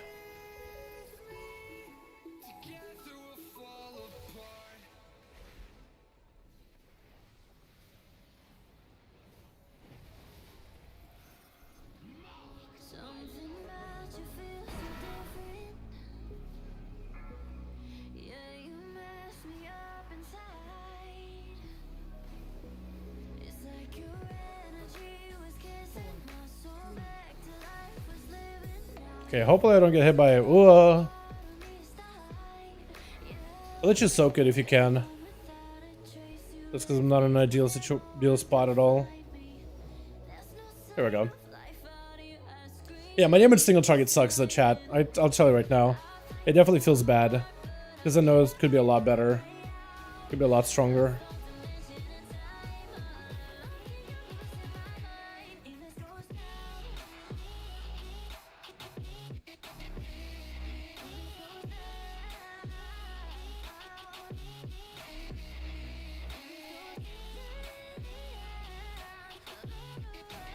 Okay, that'll work. Not ideal, but yeah, it's alright. Let's do a big pull, like these 5. If you pull 5 of them, that'd be ideal for me. Pull extra. Just because it's a lot more damage for me that way. I'll pull them. Just because I get more value out of it. Like my damage, I just generate more damage because of that. Not because of like, oh, more targets, but like resource-wise. It's really, really... Yeah, perfect.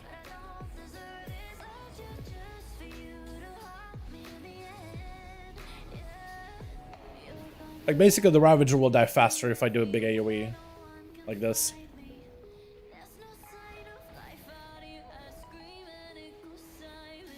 Although, we do want to kind of stack them together if we can. Sorta.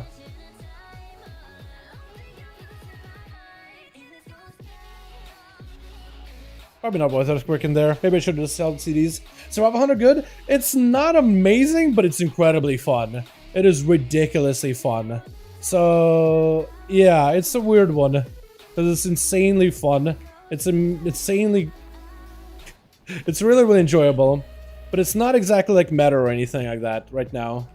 Which is sad, because it's ridiculously fun. Probably one of the most fun classes in the game. Definitely one of the very, very enjoyable classes in the game.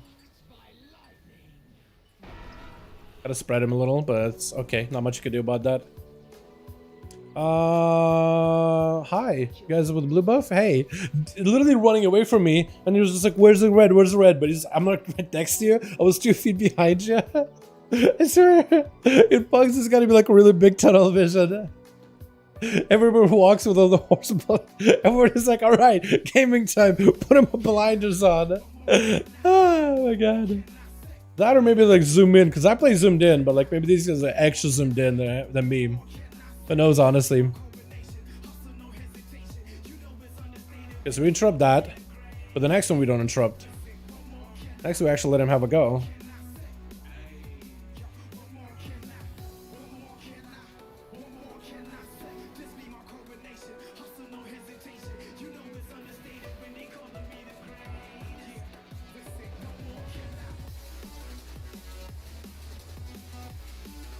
Nice, good knock. I definitely need to start using knock a lot more often, or even just running knock.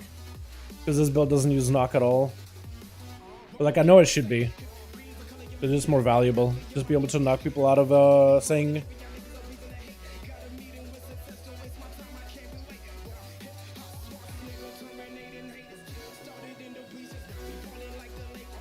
How big one to pull here? Just 2? Or big, okay. Oh, even bigger. Okay, so just massive. Alright, cool. I can do that. As long as we get the explosives, like, we'll be fine. As long as we line of sight, we'll be okay, too. Yeah. Gonna pop AoE here. That actually is a pretty big value play, just because we can nuke everything down. I think we pulled more, though. Which is okay. It's not ideal, but it's okay. We can make it work.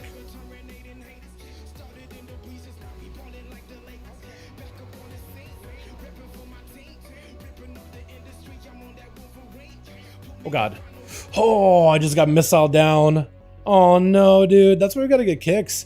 That or you gotta like line of sight them. Like I said, wake up.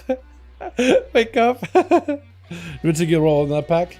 Do you mean to get the roller pack? Yeah, so what you need to do is just get an interrupt on the guys casting missiles and then let the arcane bomb go off. I don't know if the other guys can. Line of sight. Yeah, as a tank, you just need to get aggro on them, and then you have to line of sight. I know you want to like walk out to re-aggro them. You just have to line of sight, and you just have to let the DPS line of sight. You just have to let them pop in a line of sight. Let them. I know you want to like walk out to re-aggro, but they just keep casting line of sight and commit to line of sight, and that's how you deal with that. Honestly, could wait for the rover pack and just pull them together, maybe. Yeah, it's just like what 2, 3. We don't need percent. We don't need percent. People are dying hard. Yeah, exactly. You just have to commit that line of sight, man. You have to commit the line of sight strat. Like, a lot of people don't line of sight because they're just like, well, what if I like turn around? Maybe I get around the corner. Maybe I can get re-aggro them. You know, maybe I can save this pull. And it's like, no, just line of sight. If the other person is not line of sighting, that's on them. Just gotta let the DPS make the mistake and just be like, you guys got a line of sight. Because if they commit line of sight, you commit line of sight, then you actually end up getting it to work. Otherwise, it just does not do it, no matter how much you want it to.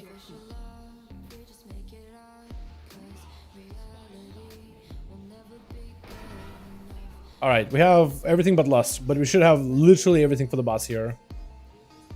I'm gonna set up my totem, double totem, in the opener. Big setup, hopefully we get a big lava burst go. Nah, it's okay. Not the best, but it's alright, it'll work. Oh, I thought there was breath. So I got 2 stacks of these. Okay, so the next one is gonna... Next big one is gonna definitely spawn that orb thing. That'll radiate stuff around me. Got it. Don't know how I got 2 of them instead of 1. I thought you're supposed to only get 1. But maybe I got it wrong.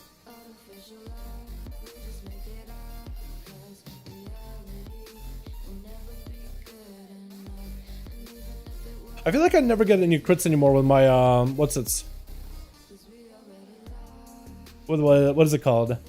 With my Ellie Blast. Like last dungeon, it was no dungeon before the last one was really good. It was getting like 200k Ellie Blasts. This one, not as much. Wonder if it's something I'm doing wrong. So this energy bomb is probably gonna get me to yeah, drop a thing. Not much you can do about that though. Okay, that works. That's not where I'm meant to go, but that works for me. At least I'm not in a bad spot right now, so I'm happy. Can't complain. Yeah, but single target damage is definitely pretty atrocious. I gotta get a lot better at that.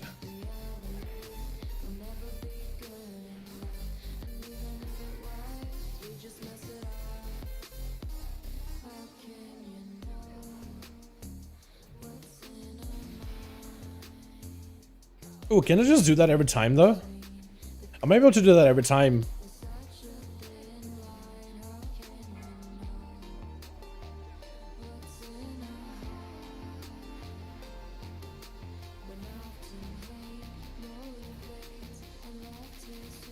Double totem him. Just totem big good. Big good. Oh, dude, totally can bunny hop that every time. I can literally become a bunny. I just in the bunny ears. Oh god. Do we have anybody with a negative buff? I think we're okay. No, my chick's at it. I'm just blind. Alright. How do we do? 57, yo! Actually, the damn? Okay. The Algeth'ar first boss and the tree boss definitely helps me pad. But that felt great. That felt good. I felt like I was actually doing something. Anybody get anything good? We got a cloak. I already have a cloak. And somebody got gloves, which is also leather. Alright, what was that, man? What is that? How many is that? 2 dungeons? Yo, okay, so this guy has a lot of vaults at this point. This guy got a lot of vaults to fill up, man. Anyone need? Ah, we're chilling, man. We're chilling. Yo, big thanks for group. Big thanks for group. I still gotta practice this thing, man. I gotta get better at it. I don't really know what I'm doing wrong in single target. I don't really know. It could be one of those things where just like little optimizations or just like learning how to play it properly or whatnot. I just gotta figure it out, man. I just gotta figure it out. We good for next week? I guess that would be pretty good for next week, yeah, with Catalyst. Yeah, GG all. How is Skill and Spirit in Outlaw? You don't really use it that much unless you use it like in PvE or PvP for like energy regen when nothing else. There's nothing else to do at all. That's the only time when you really use it. But yeah, it should be a lot better in 10.05 with a DR for like PvE, and could be really good in PvP if like they don't have a way to stop your killing spree. That 65% DR could be insane. We will see. Now here, Astro is very difficult to weave in and out as Ellie. It is a little bit difficult, yeah. I do wonder if maybe I could just cut that out entirely out of my playstyle and get like a build that does still play into that heavy lightning build, but just removes the Ice Fury out of the picture. And maybe there's a playstyle out there that doesn't use Ice Fury, but I think it's the strongest build right now. Because let me show you where I found this build. So there's a playstyle for Ellie. I think it was this one that I looked at. It was doing like 23 as a key. Because I was looking for a playstyle that wasn't doing the lava build. Or the lava burst build. And that's the build that it was. And I adjusted it only a little bit here. But I guess I could adjust it even more for capacitor. But then I was looking at like even more talents to see like, okay, well, was there anybody else that just plays the fire alley? And there's this one right here. That's like the same build. It's exactly the same build. Same talents, same positional, same choices, nodes, and all that stuff. And this one apparently does up to 25s. So you look at the logs to like look at the performance, how do they do, right? And you can see where he played it. And he pipes in a Jade. He did 192,000 DPS. This guy's insane. I don't know I even pronounce his name, but the man is insane. He does damn. And like, I don't know how much damage it does to bosses. Let's just see bosses. Okay. I'm going to... Is there a translate button? Normally there's like a translate. Maybe we can find a boss or two here. I just want to see. Strife. Right, Baby Hosen. Yulon. Yulon, I guess, is a different, like... Is it the boss itself or is it that's just Yulon? But he's piping Yulon too. But like, where's the one... The shot's a little bit of single target, a little bit of AoE. Where's Mari? Peril, Strife.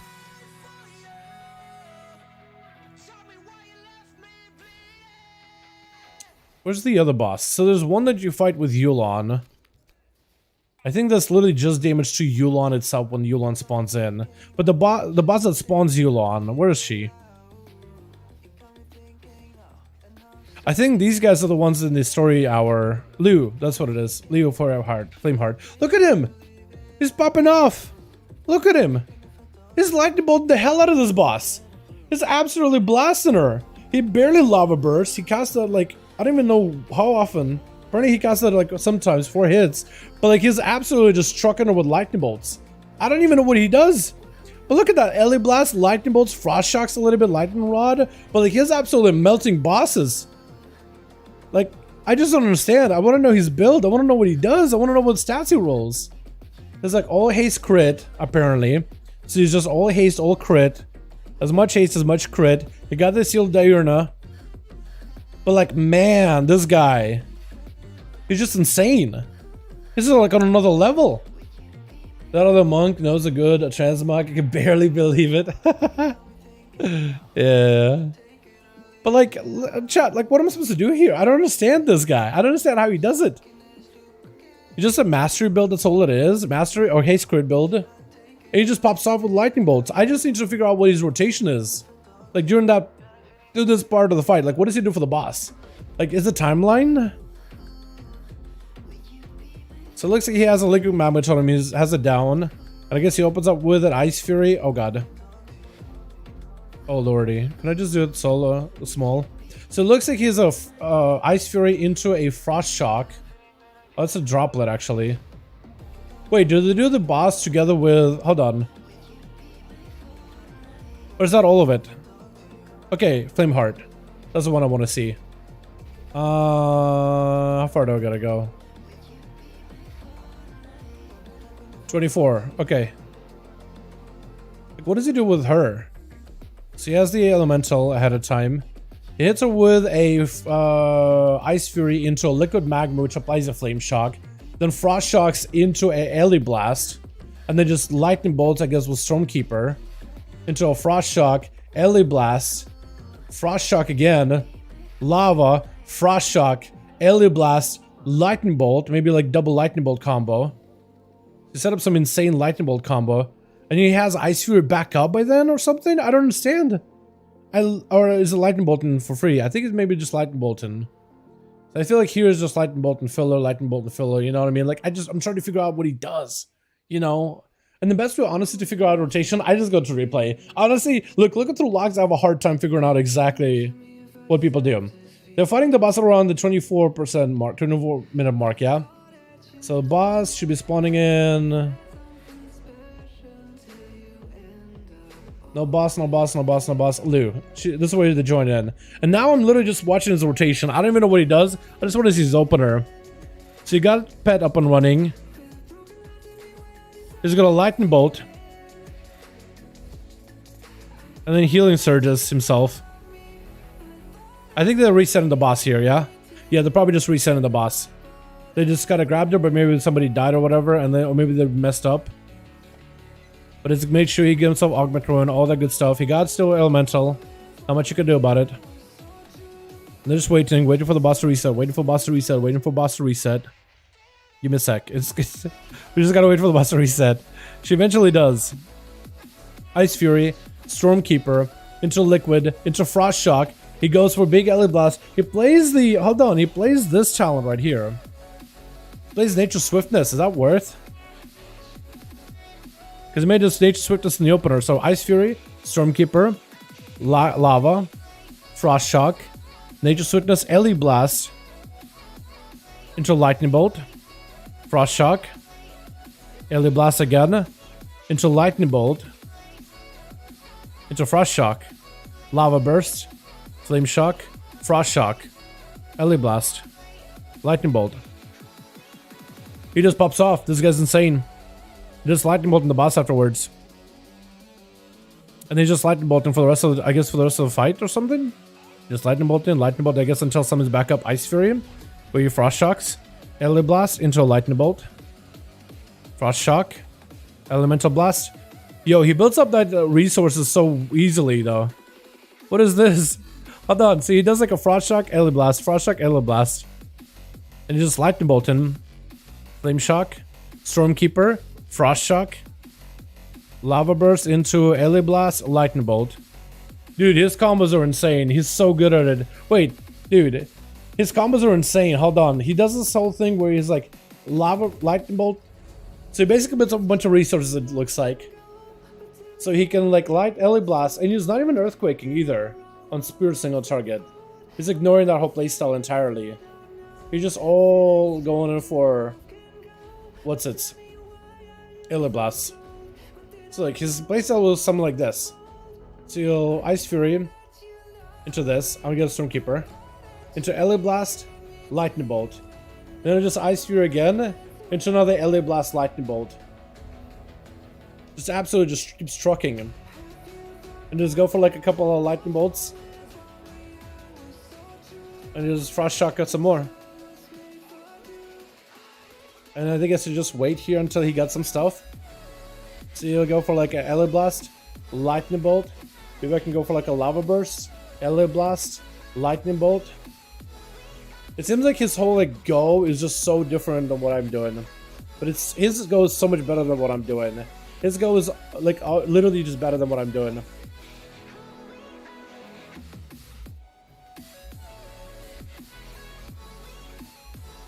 I guess he just really like having a Maelstrom or something. So like setting up the Maelstrom is really important. You see like LA Blast, double Lightning Bolt. And just LA Blast in single target. Where I'm using LA Blast and I'm going to LA Blast, Earthquake combo. But he's just absolutely blasting the boss. So maybe I just need to change it up a bit. Ice Fury just for movement. I don't think he was even moving. Because look, I'll bring it back up. I think he's just straight up just single targeting. He's not even moving anywhere. But maybe you're right. Okay. So I think that's where the boss reset, yeah? Ice Fury. He's got Stormkeeper. And I guess we can see if he's moving at all. Or if he's moving much. Lightning Bolt. Frost Shock. LA Blast. Lightning Bolt.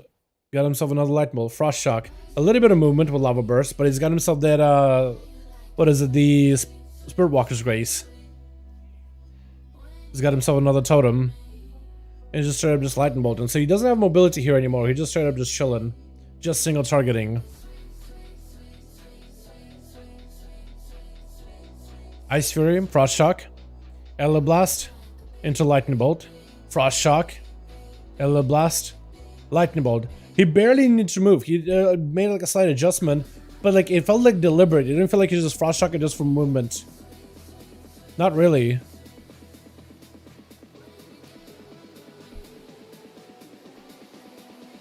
I think I need to just change my mindset about like how I use Lava Burst. Because Lava Burst is mostly used to buff up other abilities. And it's playing a Flame Shock build where he gets that Storm Elemental back up. Like he had Storm Elemental at the beginning of the fight, and now it's like the boss is at what, 50% health? He got Storm Elemental back up. On a 2.5 minute cooldown, he got it back up that quickly. It's just Lightning Bolting. He just spamming Lightning Bolts. Got himself a bit of a hit. Frost Shock, Lava Burst, I guess above the LA Blast. Ghost Wolfen just to move out of the way, Wallen. So there are some moments where he is gonna have to move. But damn. Like the combos this man's doing are just like perfect. Maybe I want to start using that ability to that talent that he's running. The instant cast one for Air Blast, that could be really valuable.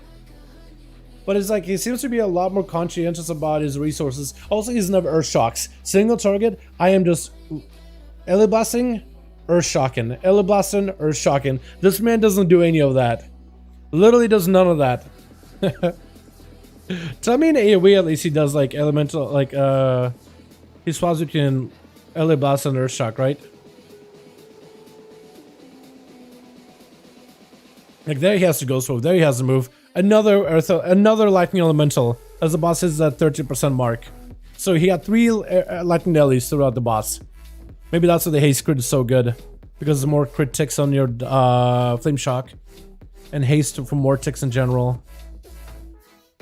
Yeah, I really do have to relearn how to play Shaman, I think. He just lightning bolt in this filler and only using lava burst to like prime an ability. Maybe that's what I'm doing wrong. Like he'll allow, what is that, lava burst just to prime melee blast, but like he'll go for like minutes and minutes and minutes where he doesn't do any of that. I do want to see what he does like with a big group of ads though. It looks like there was a bit of a cluster. Stormkeeper, Ice Fury, Frost Shock'em. Looks like Earthquake maybe? Yeah, Ellie Blast into Earthquake. Oh, he straight up just goes into Earthquake. He doesn't even care about the whole, what is it, what's it called? Is he actually doing it? It looks like he doesn't even care about that, what am I trying to say? The AoE thing. The Call the Elements, I think it was called. That one, Surge of Power. Looks like for the most part, like, look, he does this and then just Earthquakes.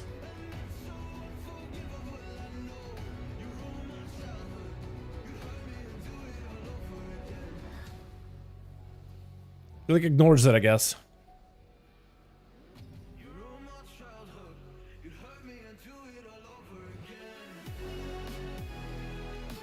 He doesn't really do like the Flame Shock spready thing. Not really. That, or maybe he didn't mean to. Maybe it's like an accident that he did that way.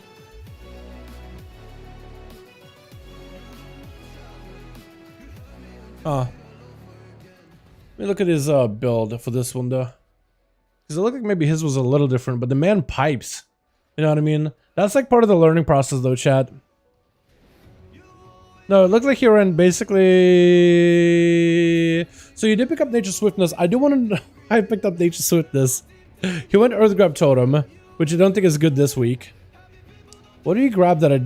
Okay, so he actually gave up this. He gave up this buff for Nature Swiftness. Interesting. But he picked up Earth Grab. Interesting.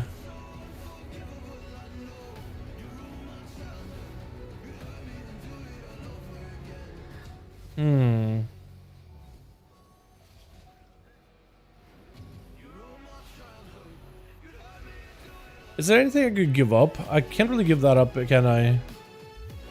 Not really. I could swap the position of those two. For Nature Swiftness.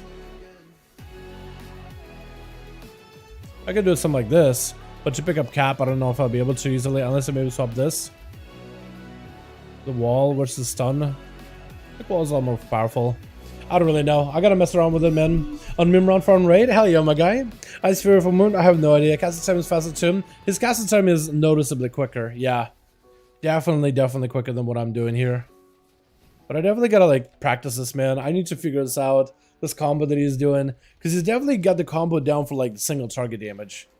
I just don't really know like how you're supposed to, honestly, like the opener as a shaman. I don't really understand it well, I guess. That's my biggest problem. Let's see. So look, he got this set up. Got that Stormkeeper.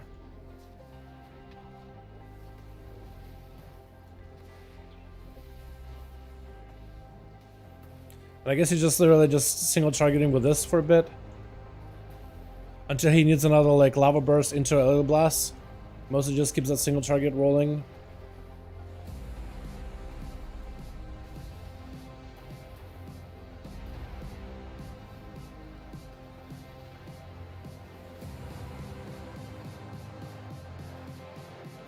Maybe that's what I gotta do. It's just like do what he was doing there on pure single target. Early blasting and just kind of like maintaining the frost shock.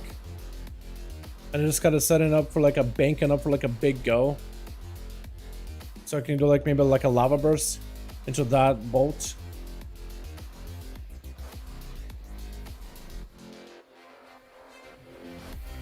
Maybe that's what I gotta do. And I just don't really lava burst unless I need like a lava burst proc for something. And just lightning bolt the rest of the time. Like I got myself a lava burst into Ellie Blast. That can maybe be worth it. And I'm just chilling. I'm just using Skyfear whenever that's available. But yeah, I think as I get better secondary stats, I think that'll probably help me out a ton. It'll probably be a tremendous amount of help. But I definitely do have to change my mindset about like how I play Shaman. Definitely have to make adjustments. Because I feel like I am playing pretty poorly though.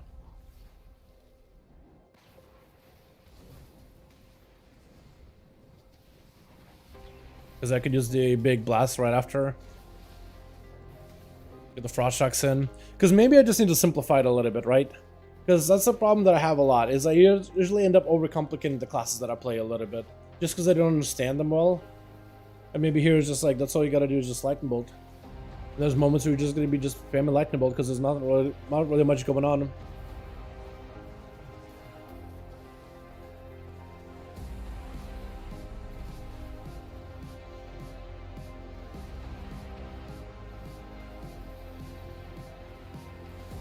Like that already feels a lot better damage wise to me. Like doing this trick, doing this move. Although light lava burst, and I should probably calm that down a little bit, bring that back a bit. Bring that down a notch. But yeah, like now I feel like I'm maintaining like a decent damage. Decent bit of dam. Not the craziest amount of dam, but like a decent bit of dam.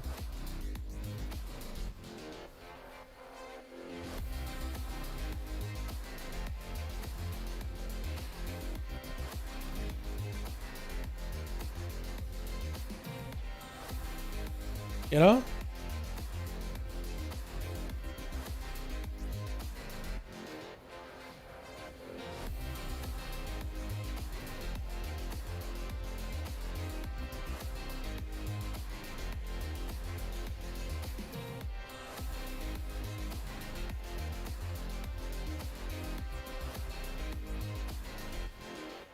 And maybe that's just what I gotta do. I just gotta slow down my gameplay a bit. And just think about my next move. That's so much faster and so much easier too. I don't know, I definitely gotta practice this some more though. Definitely gotta practice playing this class some more. But I have a lot of fun with LE. My god, this thing is a ton of fun. It's so enjoyable. It's actually so... I feel like there's just so much more... There's so much little things going on that I feel like I can just improve upon. Like just with more play. But I definitely want to use that guy's logs to like see what he does. And see if I can maybe mimic some of that. Until it becomes more like a second nature or whatever. I'm sure with better gear things are going to get better, but I don't at least have stats that I need to prioritize. Haste and Versa. Or haste and crit. I need better rings now, dude. Maybe I need to get more crafted items made.